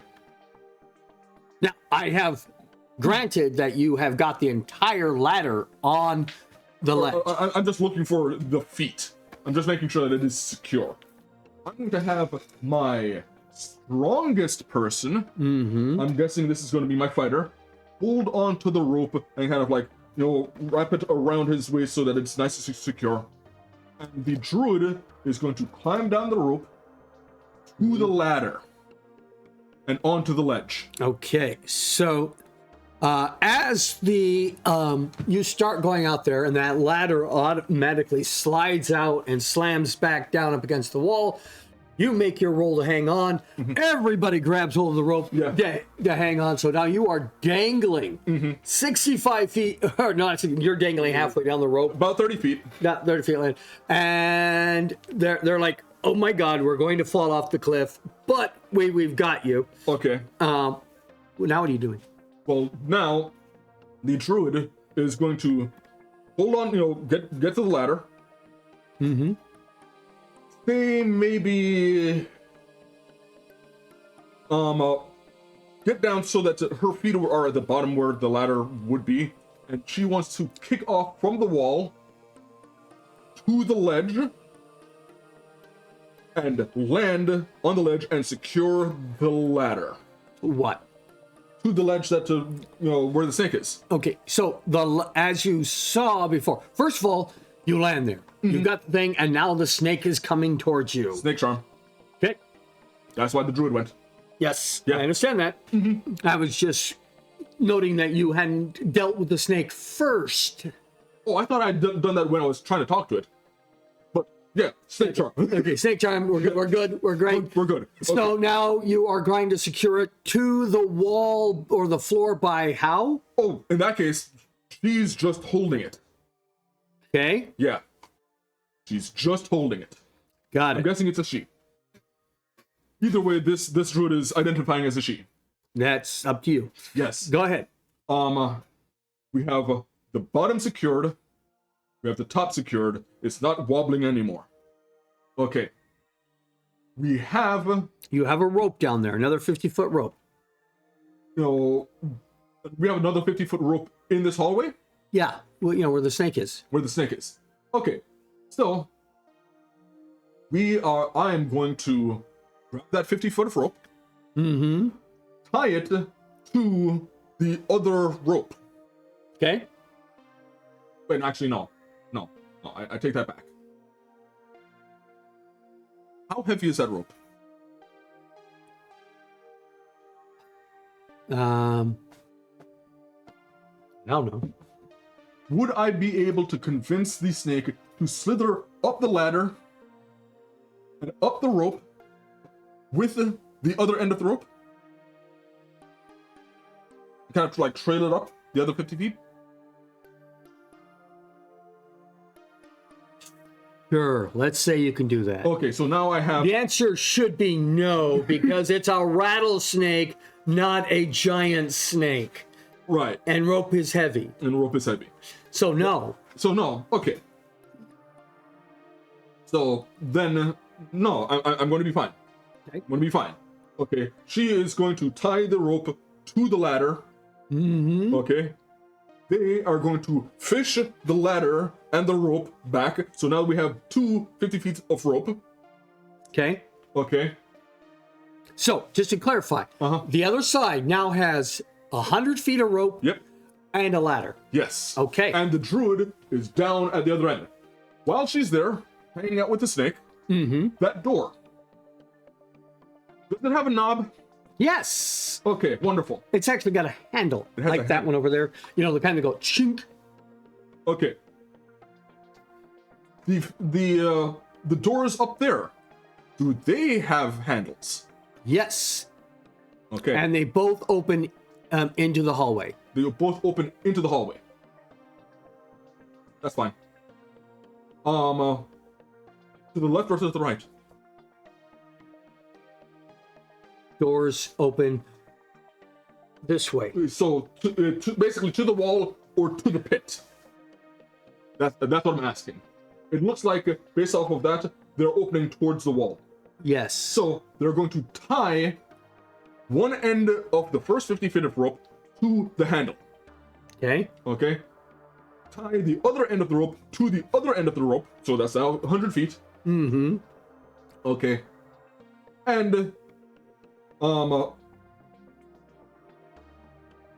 actually no, we're gonna tie it, the first bit of rope to the ladder. Okay. And then they're gonna tie the other bit of the rope to the other end of the ladder. Now remind me again, how long was The ladder's 15 feet. right, 15 feet plus the 50 feet of rope. And then equal- 50 feet, 15 feet, and then 50 feet. right, but the 15 feet plus the 50 feet was 65 feet. Yeah. And it was 60 feet down, right? Yeah. From the top to the bottom. Uh-huh. Which means you failed when that rope came sliding off. And No, we were holding it to make sure that we were just trying to measure it so that it could only go to the gap. okay, so Yeah. you didn't drop it all the way down to the pit. Right. No, we Okay. did not. All right. So We're going to throw the end, the loose end of the rope down to the druid. okay. The druid is then going to secure that end to the door. To the door handle. And open it to make sure that, okay, can it actually be secure? And if she has to wrap it, tie it into the hinge of the door to make sure that it's secure, she's going to do that. Okay. So now that this thing is secure, the rogue is going to climb down the first 50 feet of rope to the ladder, slowly go down the ladder to the other piece of rope. Okay, so you've invented the Jacob's ladder, Yes. and it flips and flops, but it's the rogue, so he he gets across. Yeah. Okay, you've made it more dangerous than it should be. Yeah, but we've already established that I overthink things. Okay, Yeah. And now that he has done that and has a feel of it, he's then going to instruct the paladin next, and then the fighter after him, how to properly do it. And now everyone is down on that level, and the druid is already there making sure that the snake isn't attacking anyone. okay. If we had to do rolls, and we had People to would do be that, dead, yes. yeah, people definitely would be dead. Yes. Because that was not a safe and secure way to do No, that. it was not. But what would have been, What was the original answer? yeah, we can stop the clock now. But what the official answer is, keep the ladder up there. Yeah. Open both those doors Uh-huh. and put the ladder between the doors Uh-huh. so that the doors are now anchoring the ladder. Ah, okay. Tie the rope to the ladder, Uh-huh. have it go down with your 100 feet of rope down to there. The druid can either hang on to it or tie it to the other door, and then everybody can safely get down there. It is much safer to go the entire length of the rope than to go rope, ladder, and rope, knowing that that ladder will flip anybody who goes on there. Yeah. And what I was concerned about was whether or not I would have enough rope. I wanted to make sure that I had enough rope to get both the doors. That's what I was concerned about. That's why you use the ladder and the doors open. Yeah, I didn't know if I would have enough rope for that, so I was just assuming I want as much length as possible. That's what I was doing. I'm going to give you 20 points for this instead of the full 40. That's fair. Because That's fair. somebody would have fallen off that thing. Yeah, it's 10 points each. The fighter and the paladin fell. Yeah, and the former killed them by launching giant wasps at them. The giant wasps are actually illusions. Featherfall was cast on both of them to prevent them from dying when they hit the rocks. Yeah. But, you know, there was, I knew I was going to overthink it. There's no way that the paladin and the bard, the paladin and the fighter would survive your Jacob's Ladder trap you created. What if they went at the same time and balanced each other out? Hey, they die together. It's, you know. All right, that was an interesting one. Very good. Yeah. So let's set up real quickly for the unboxing. That's going to be fun. Ooh. Ooh, what?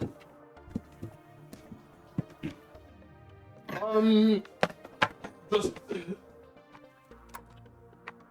I will take that.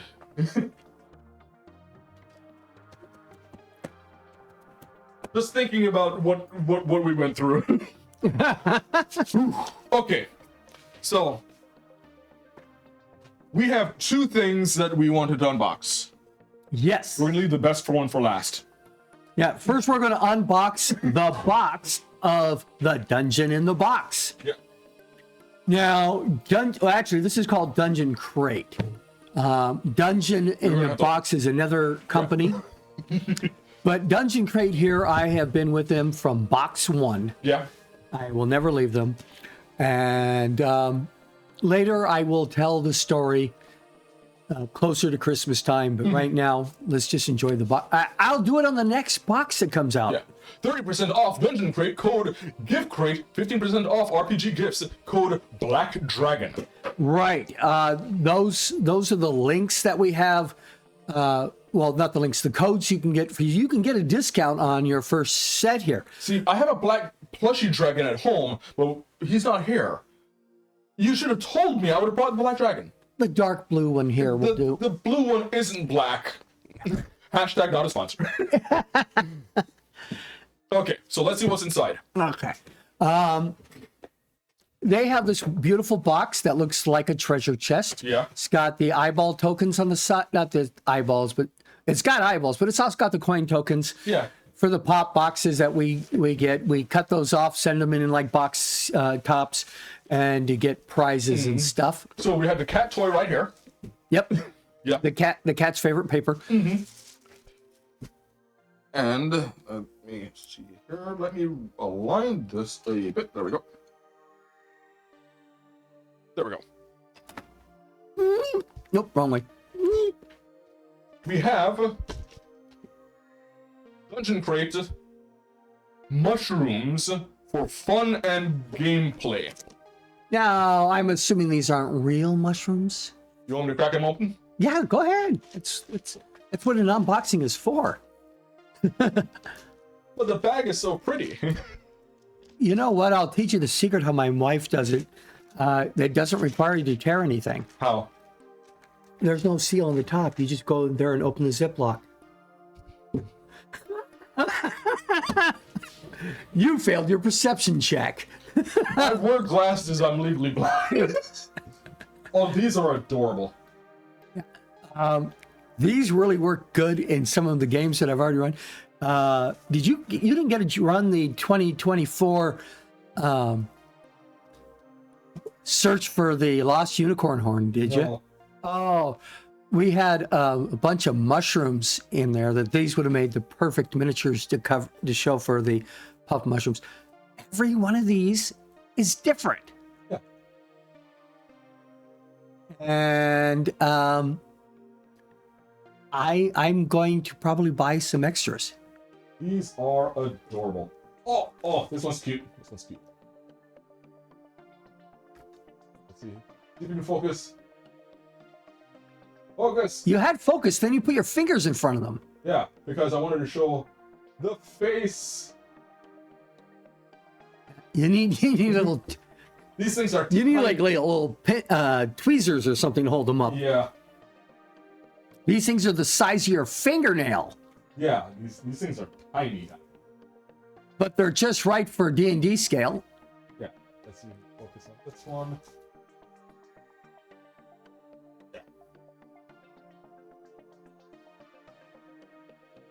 Maybe the too many wrinkles in the There paper. we go.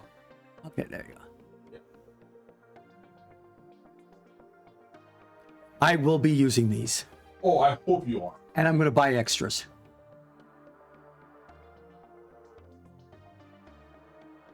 I think it's a good thing that.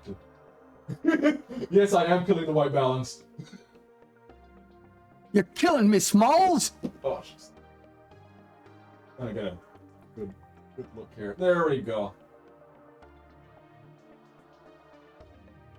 And the last one.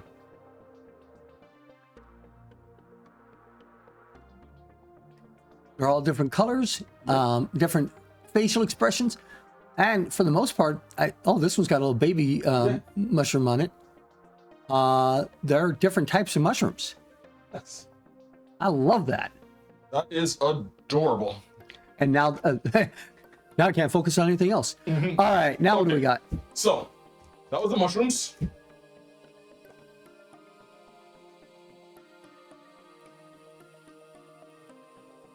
Pendulum? A D20 keychain.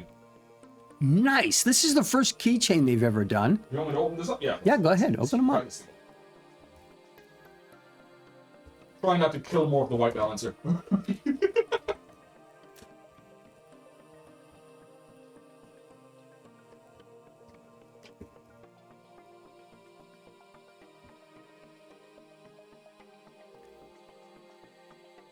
Focus. Come on. Focus. Focus. Focus, focus, focus. It's kind of like doing a trying to hypnotize you with it.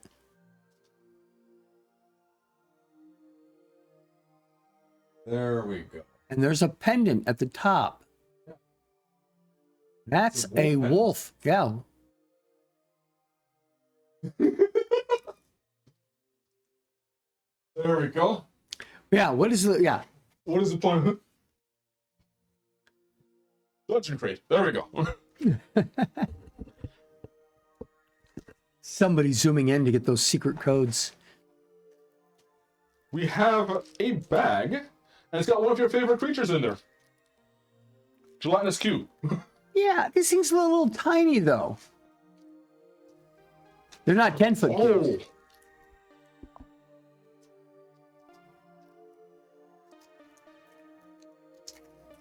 So open that up. No, I'm not opening this up. This is actually jelly.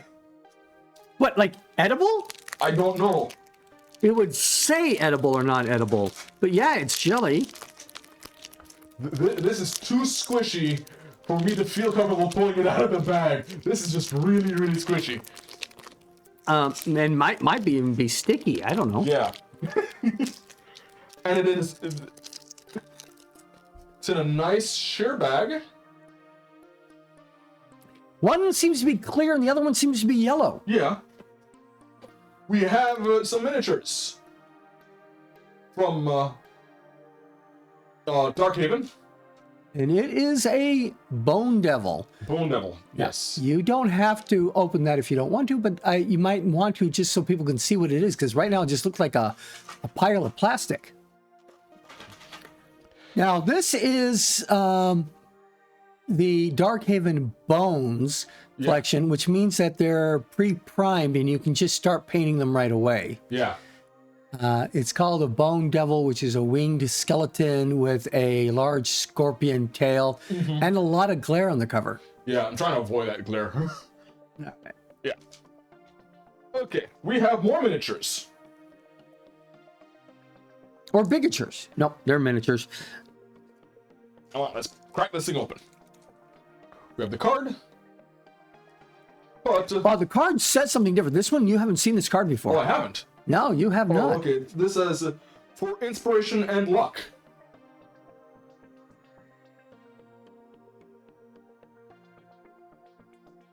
Why doesn't our camera like to focus on things that are up close?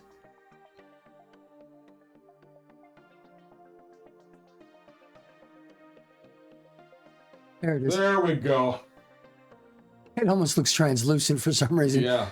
And that's an interesting effect that it's got on there. Don't know if that's on purpose. And on the back side, I think it's the map of Halcyon, which is the Dungeon Crates world. Mm-hmm. And we have a gentleman in a top hat. That could be me. Yeah. And either a Yeti or some type of golem. It's a snow golem, actually. Yeah. That is a D&D 5th edition monster. Oh. From Icewind Dale. Ah, okay. There we go. He's got a butt crack. Rime of the Frost Maiden. So, but I don't know who that guy is from. Is he a gnome? Is he a... It could be a gnome. Not seeing anything listed. I'm trying to get this thing to focus. There we go. Well, this is obviously a 3D printed. Yeah. Including the thumbnail, yes. Someone's gonna crack a joke. As long as it doesn't stink. Yeah. Okay, we've got some cards. I'm guessing this is going to be connected to the adventure. Usually. Yeah. We have some type of flute. It's the herder signal. Okay. We have some type of statue called Skirk. It's a creature. Is it Skirk or Shrek? It's Skirk. Skrek. Skrek. Okay, so Skrek here is a creature. It's a living thing that is covered in stonework. Yeah. What is this? This is a postcard. 50th Years of Fantasy, which is obviously referring to Dungeons & Dragons as being 50 years old. Mm-hmm. And talking about, what read that. It says, Dungeon Crate has contributed $1,000 to tell the important story about D&D's history and adventures.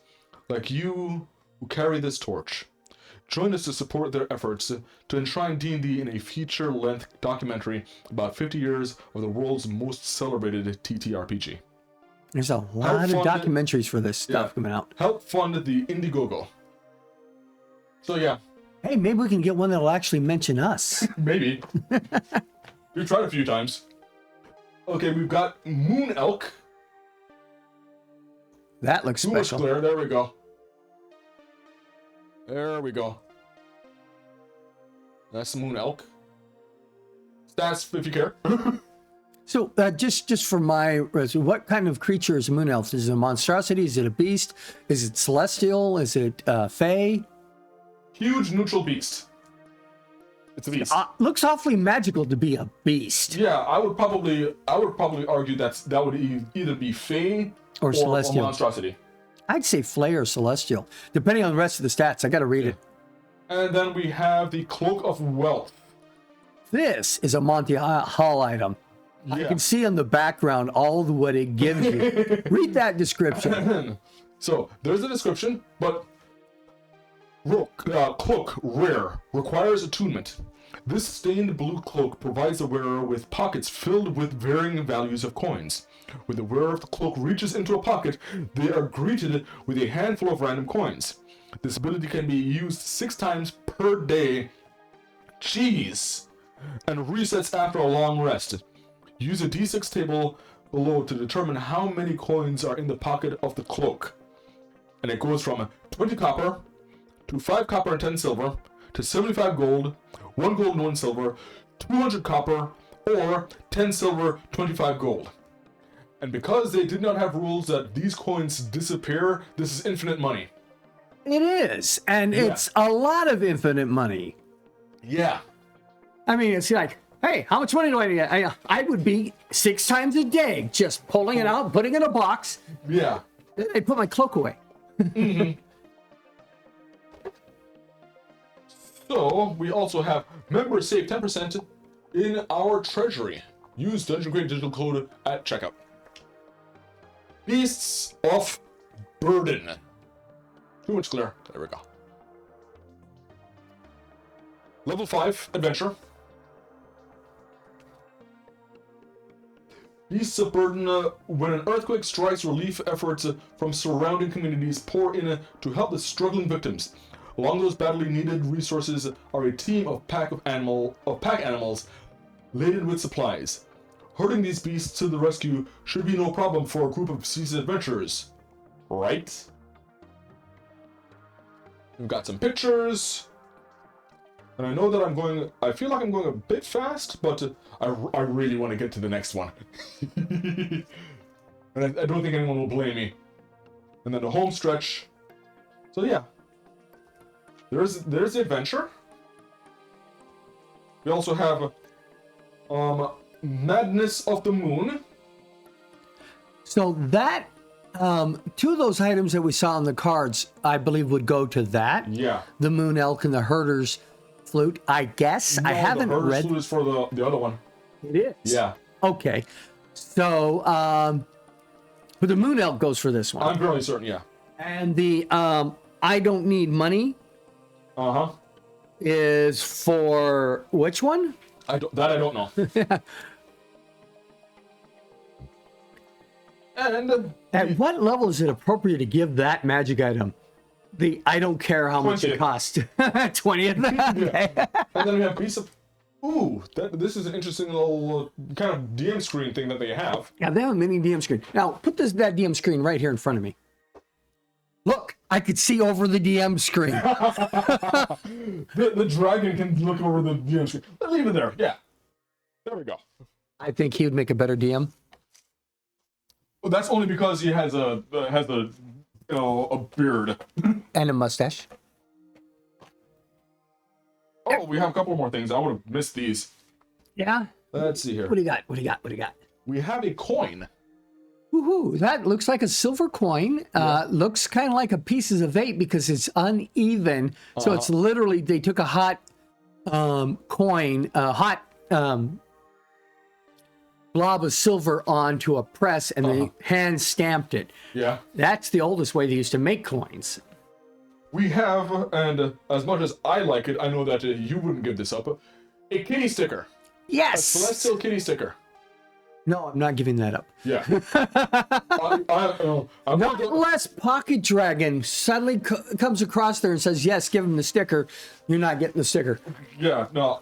There are many things that I will fight on. That is not one of them. And then we have a map for ruins of a farmstead. And I believe that is part of the Beast of Burden. Yeah. And that's a good, useful map in general. Mm-hmm. If you just need a road and it's blank on the other end. Yeah. So that was what was in the dungeon crate. Let's pack these things up. Yep. And get on to what I feel like we are all anticipating here. Or at least Only the people cool kids are. No, I'm not one of the cool kids. I knew that a long time ago. Now, it's a shame that none of my players are watching this. So, I guess no spoilers for them. Oh. But the next time I continue to run this module will be with extra toys. Uh-huh. Hold on. There we go. Let's toss that in there. Actually, I'm gonna Now, put all of I this- wish I could have gotten this earlier. Mm-hmm. But this was a Black Friday sale, so it was like 50% off. Yeah. And still cost $97. Yeah. Plus tax and shipping. Yeah. Ouch. But the only reason I could afford it was that all the players chipped in between 12 and 20 bucks a piece. Oh, My nice. son chipped in 40. And so that saves us quite a bit of money. Oh, there was also this. Oh yeah, those are fun. That's a abbreviated character sheet. Yeah. When you just need the bare minimum so you can get going. Yeah. Always useful. So all my players chipped in between $12 and $20 a piece so that we could get it. I paid for the shipping and handling, and the taxes. So that was all good. There were no leftover monies, but this is also a donation to RPG Research. Yep. So, I know this is taking a lot of spot, but I think this is a bit more important. Hacked by Goblins, Beetle and Grims. Yes. Now, I have a couple other items from Beetles and Grims. The first thing I ever got from Beetles and Grims was donated by Beetles and Grims to RPG Research. It was the Wild Beyond the Witchlight. One of our most favoritely viewed videos was us just dancing around in the fairy wings. Yeah. Then we have, I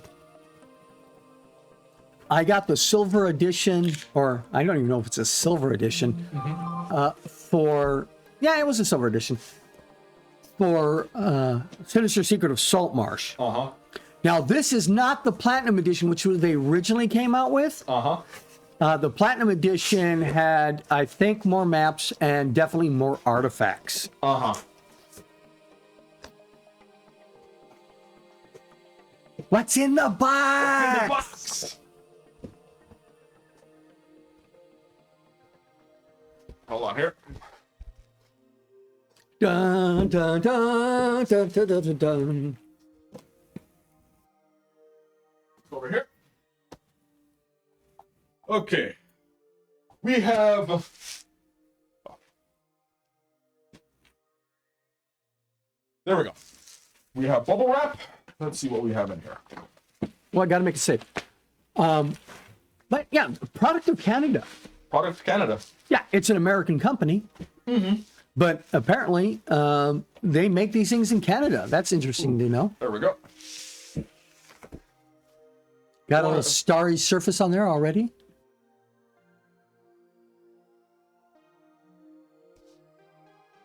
Come on. That's upside down. There we go. All right. That Spelljammer Adventures in Space. And this is a hefty box. Yeah. Woo! Yeah, and it's smaller than the other box that we got. Uh-huh. And it's funny that we were talking about Eldritch stuff, because if that isn't an Eldritch being that I see on the front, I don't know what is. Yeah, and I honestly don't know where that comes in on the story. Now, unfortunately, we have started the story before we got the box. Okay. But that doesn't mean we can't enjoy the rest of it. What's in the box? What's in the box? What's in the box? First of all, hey, flip that box around. Oh, box yes. lid around. And put that on, flip it around. More art. More art. Yes. Excellent, excellent, excellent. That's good enough. Okay. So, Adventures in Space, Silver Edition, what's in the box? Spelljammer's Adventures in Space, our version of Spelljammer Adventures in Space includes the following 4 easy-to-carry booklets. The Astral Adventurer's Guide, Dungeon Master's Version, 64-page softcover book that presents the astral plane as a campaign setting and includes space-based character options. There's Boo's Astral Menagerie, and Lights of Xerix. It also includes the Astral Adventurer's Guide Player's Version, found only in Beetle and Grimm's box set. this 24-page softcover book presents non-spoiler player-only content for adventures or AAG. A DM screen, an area and ship maps, in-world handouts, ring of shooting stars, encounter cards, ship cards, item cards, and artwork pulled from the books. Bonus encounters and battle maps. Now, the platinum version of this had, in addition to the ring, it had some more things. It may have had some miniatures, but I've got pretty much all the miniatures, and they didn't have the super rares or the rare ones. But they did have an Ori, which is a device to tell where the planets and stars are. What is an Ori? I just said that. It's a device to tell you. What does it look like? Well, have you seen a thing where the moon and the planet and the sun are all shown? You know, a little 3D model that shows the location of all these? Oh, okay. That's what it kind of looks like. Because this was in it. That is a ring. I see. That's the Ring of Shooting Stars.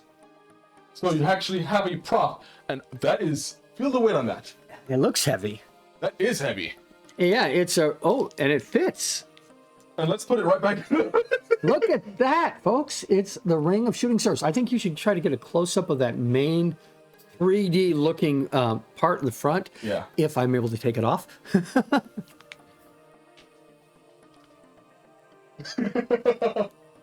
Okay, get that focus. Let's bring the white thing back in.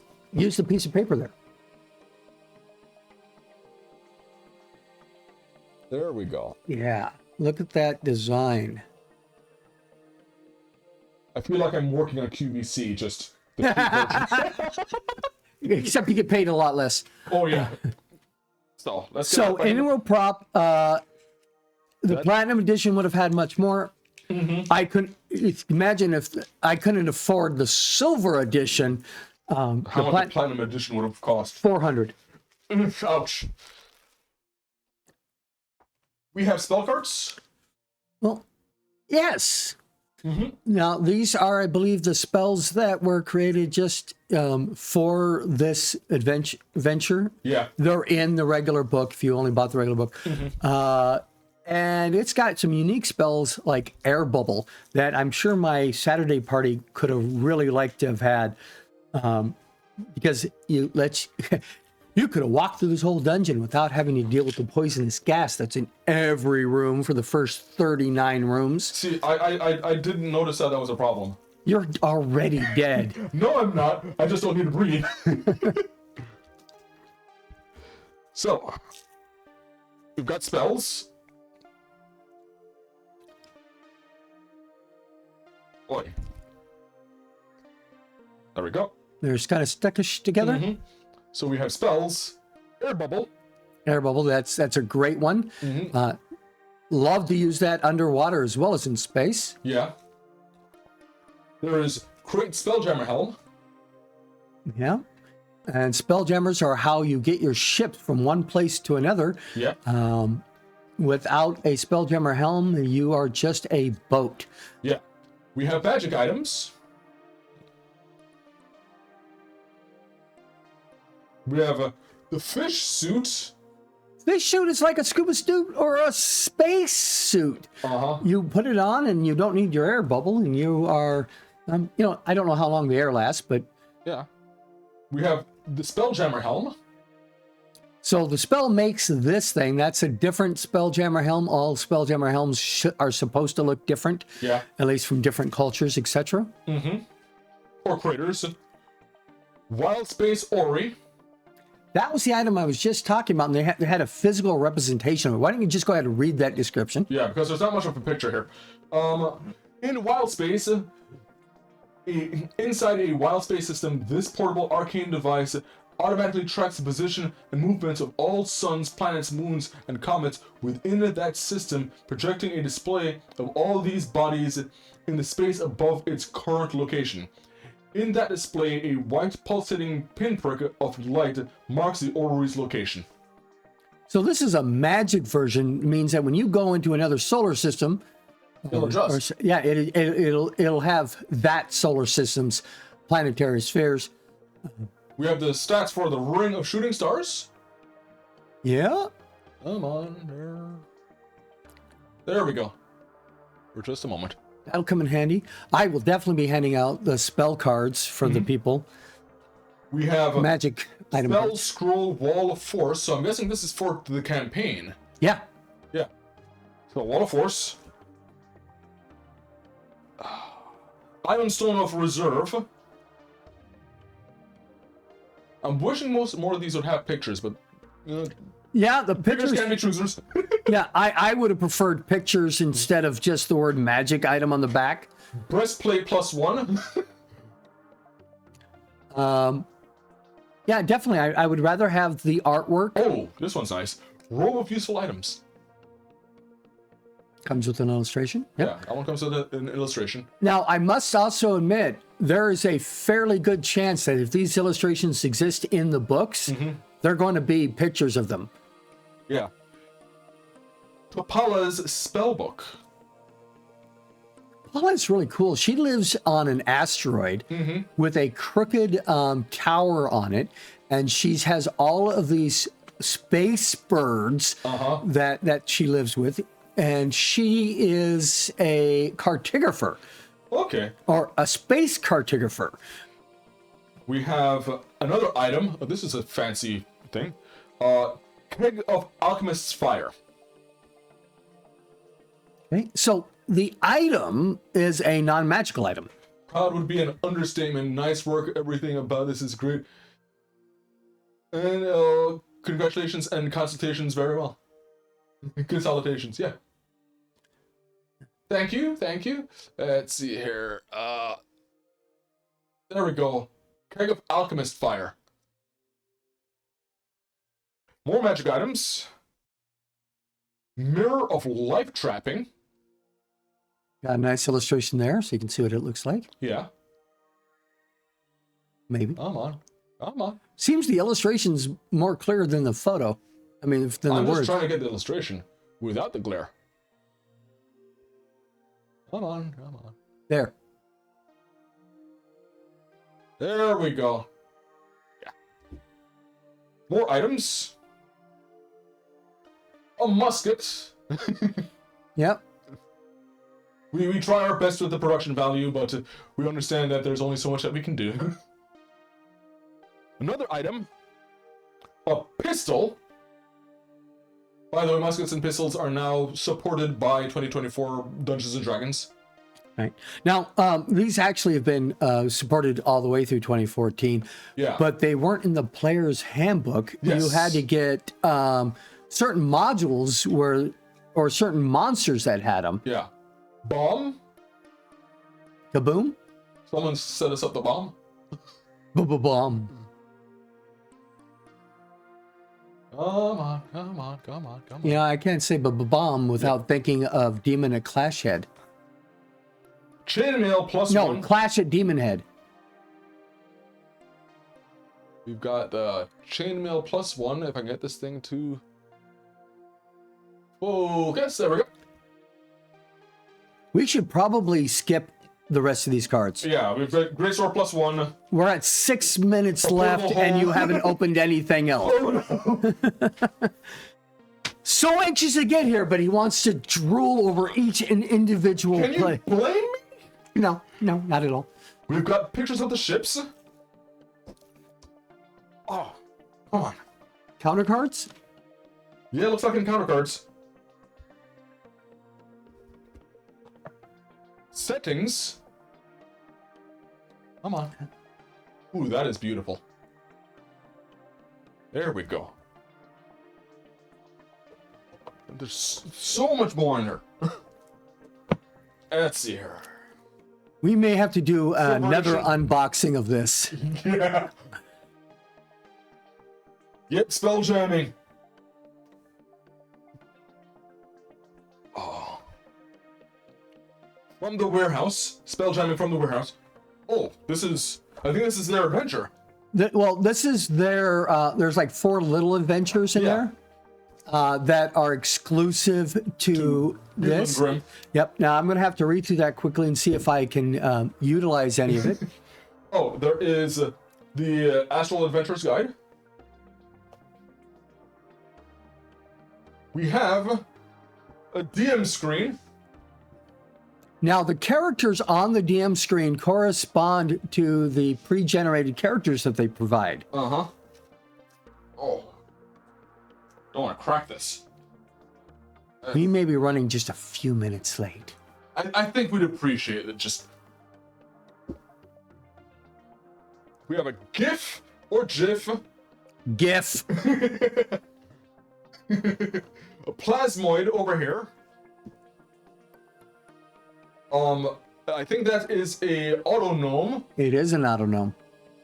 A monster, and I'm not sure exactly what monster that is. And then, right at the top, a Thrycreen. One of my favorite, critters. Yeah, all these pre-generated characters are all of the spell-jamming races. Yeah. Which is, if you following the way the story works out, and your characters aren't really supposed to know what spell-jamming is. That makes it harder. My group knew what spell-jamming was. They actually went to the Spell-Jamming Academy, which is a separate module. So what else we got there? What else we got here? We have... I'm not sure what this is. Looks like maps. Battle maps? Battle maps, yes. Ah, yeah, full-scale battle maps. Without the glare, without the glare. There we go. Get my hand out of the way. Oh, look. That's the Rock of the Baral. Let me open this one up. Yeah.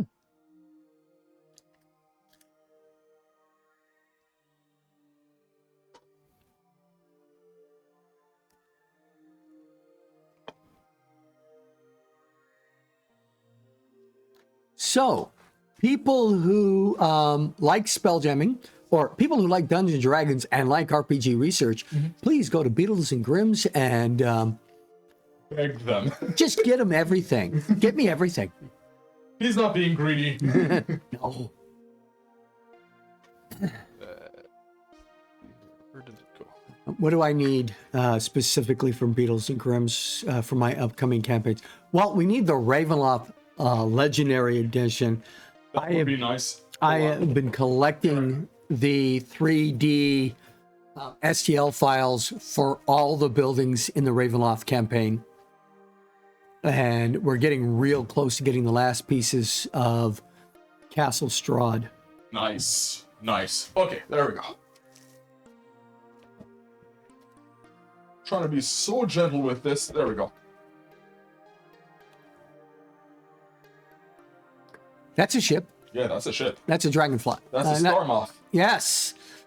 Oh, wow. I think this, just this is worth it. Well, that one map is not worth $95, but all the maps together, I think, are worth it. No, just the fact that these are life-size, for The the scale, yeah, 1 inch equals 5 feet. maps of the ships.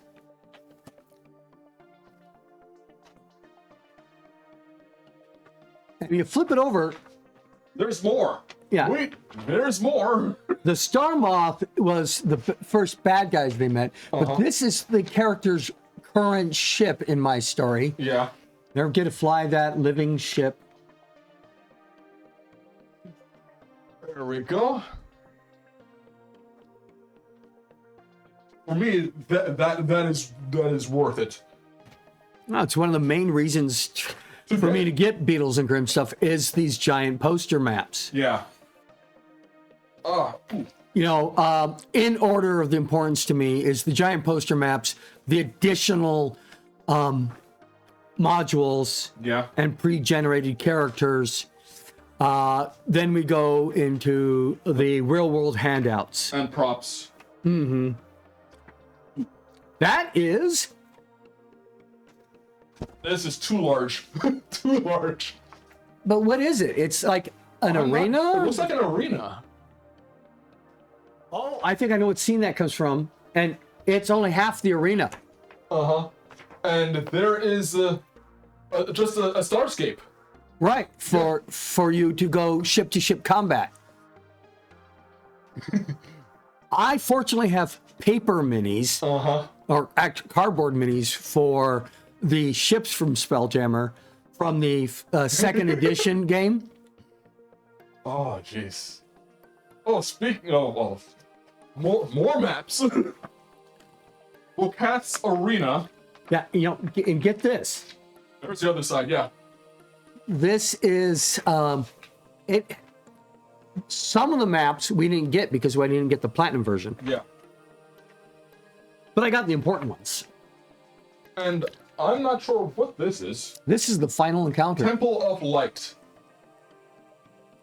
Yeah. Yeah, both sides of the rock. I'm totally not comparing sets side by side. Rock of Bra. But wait, there's more. Yeah. Oh, I always love this stuff. And then we have Spelljammer Adventures in Space maps. So those maps are the maps of all the individual ships. Yeah. Maps of the different world systems. And those are going to be handouts that are going to get used a lot. Yeah. So I'm gonna put all of this back in. Make it fit. It came out of it. You can put it back in. Oh, I've spent more than enough time working warehouse. If I can't get this thing to fit back in, then, I feel like all of my years working in retail and warehouses is invalidated. And this is an easy one. I've had to deal with harder ones. Now, normally I would just pack this with the rest of the stuff, but this game is an active use right now. Yeah. So I think, yeah. There we go. There we go. I am going to have to finish unboxing this at home and actually doing some reading of it so that I can utilize it. Let's make these things secure. In my game that is currently running on Tuesdays. This Tuesday, we decided not to run the game because we are going to a choir concert of one of the players. Oh, well, I mean, sometimes it's good to have those interludes. And remember that it isn't just all about the game, it's about the community. And for me, that's important. Okay. That is the unboxing of the Beatles and Grimm Spelljammer. Let's get some of our dragons back in here. Yeah, there we go. And it is the, as you can see, there's a lot of added value that provides. But this is literally a luxury item. It is. It absolutely is. No one should feel like they need to make this type of investment to play Dungeons and Dragons or any other role-playing game. But, I mean, if you can get some nice stuff, it does help sometimes. I know that sometimes I do a little bit of extra with my games to try and make sure that there is some additional immersion, because it helps. And it may be something simple like, oh, I'm using a funny voice, or just, oh, this is a handmade map, or, a personal touch. Honestly, I found that just taking time, individual time with players, where it's like, okay, we're singling out, we're dealing with something specific for your character, that's all that they really want sometimes. To make it feel like it isn't just like, working like a machine. You're adding that personal touch. My dungeon master that I get to play under, and I don't get to play under him very often, but because I take a break from this campaign and he starts running, and he's done things like he rolled up trinkets for a bunch of us and then made the trinket. Wow. And wow. Well, like I got a deed to a property of faraway place. On the Forgotten Realms map, it's like this far away. I mean, it's so far away that I don't know if my character will ever get there. There's a hex on a map somewhere that you own. Well, I own a meadery. Nice. Nice. The Silver Eyes Meadery. My name is Trim Silver Eyes. I'm a female druid halfling, and They would have a meadery. oh, especially considering this is back in the family. It's family property. Yeah. And it's in the halfling homeland, in Forgotten Realms. Okay. But it is those little extra touches. Yeah. You've seen some of the 3D buildings he makes out of cardboard for those props. And he paints everybody's little individual miniatures that are custom for them. Yeah, and I know that, and Hearth has seen these, and these are at my home. I don't know if I've shown you these, but for one of my games, when I was running a 3rd edition, I made everyone maps scroll cases. Yeah. Yeah. I use PVC and upholstery material. It looks a lot better than it sounds. But I think everyone was happy with it. Yeah. You know, some of the best props, Star Trek, Batman 66. They're so low grade. When you see them in person, which I have very much had the privilege of doing, you're like going, the bat belt is wooden blocks glued to a leather belt, a fake leather belt. In Star Wars, some of the communicators were just razors, electric razors. Right? Yeah. It's magic. Sometimes just using things that are outside of what it would normally be considered is. Jordy's visor, which is a hair clip. Yeah. Boba Fett's iconic ship is a street lamp. Yeah. So sometimes you don't have to be all that fancy to make something magical. Well, on that note, Yes, wonderful note to end on. We will be back in 1 week, In 1 week. Until then, have a good night. and dream well.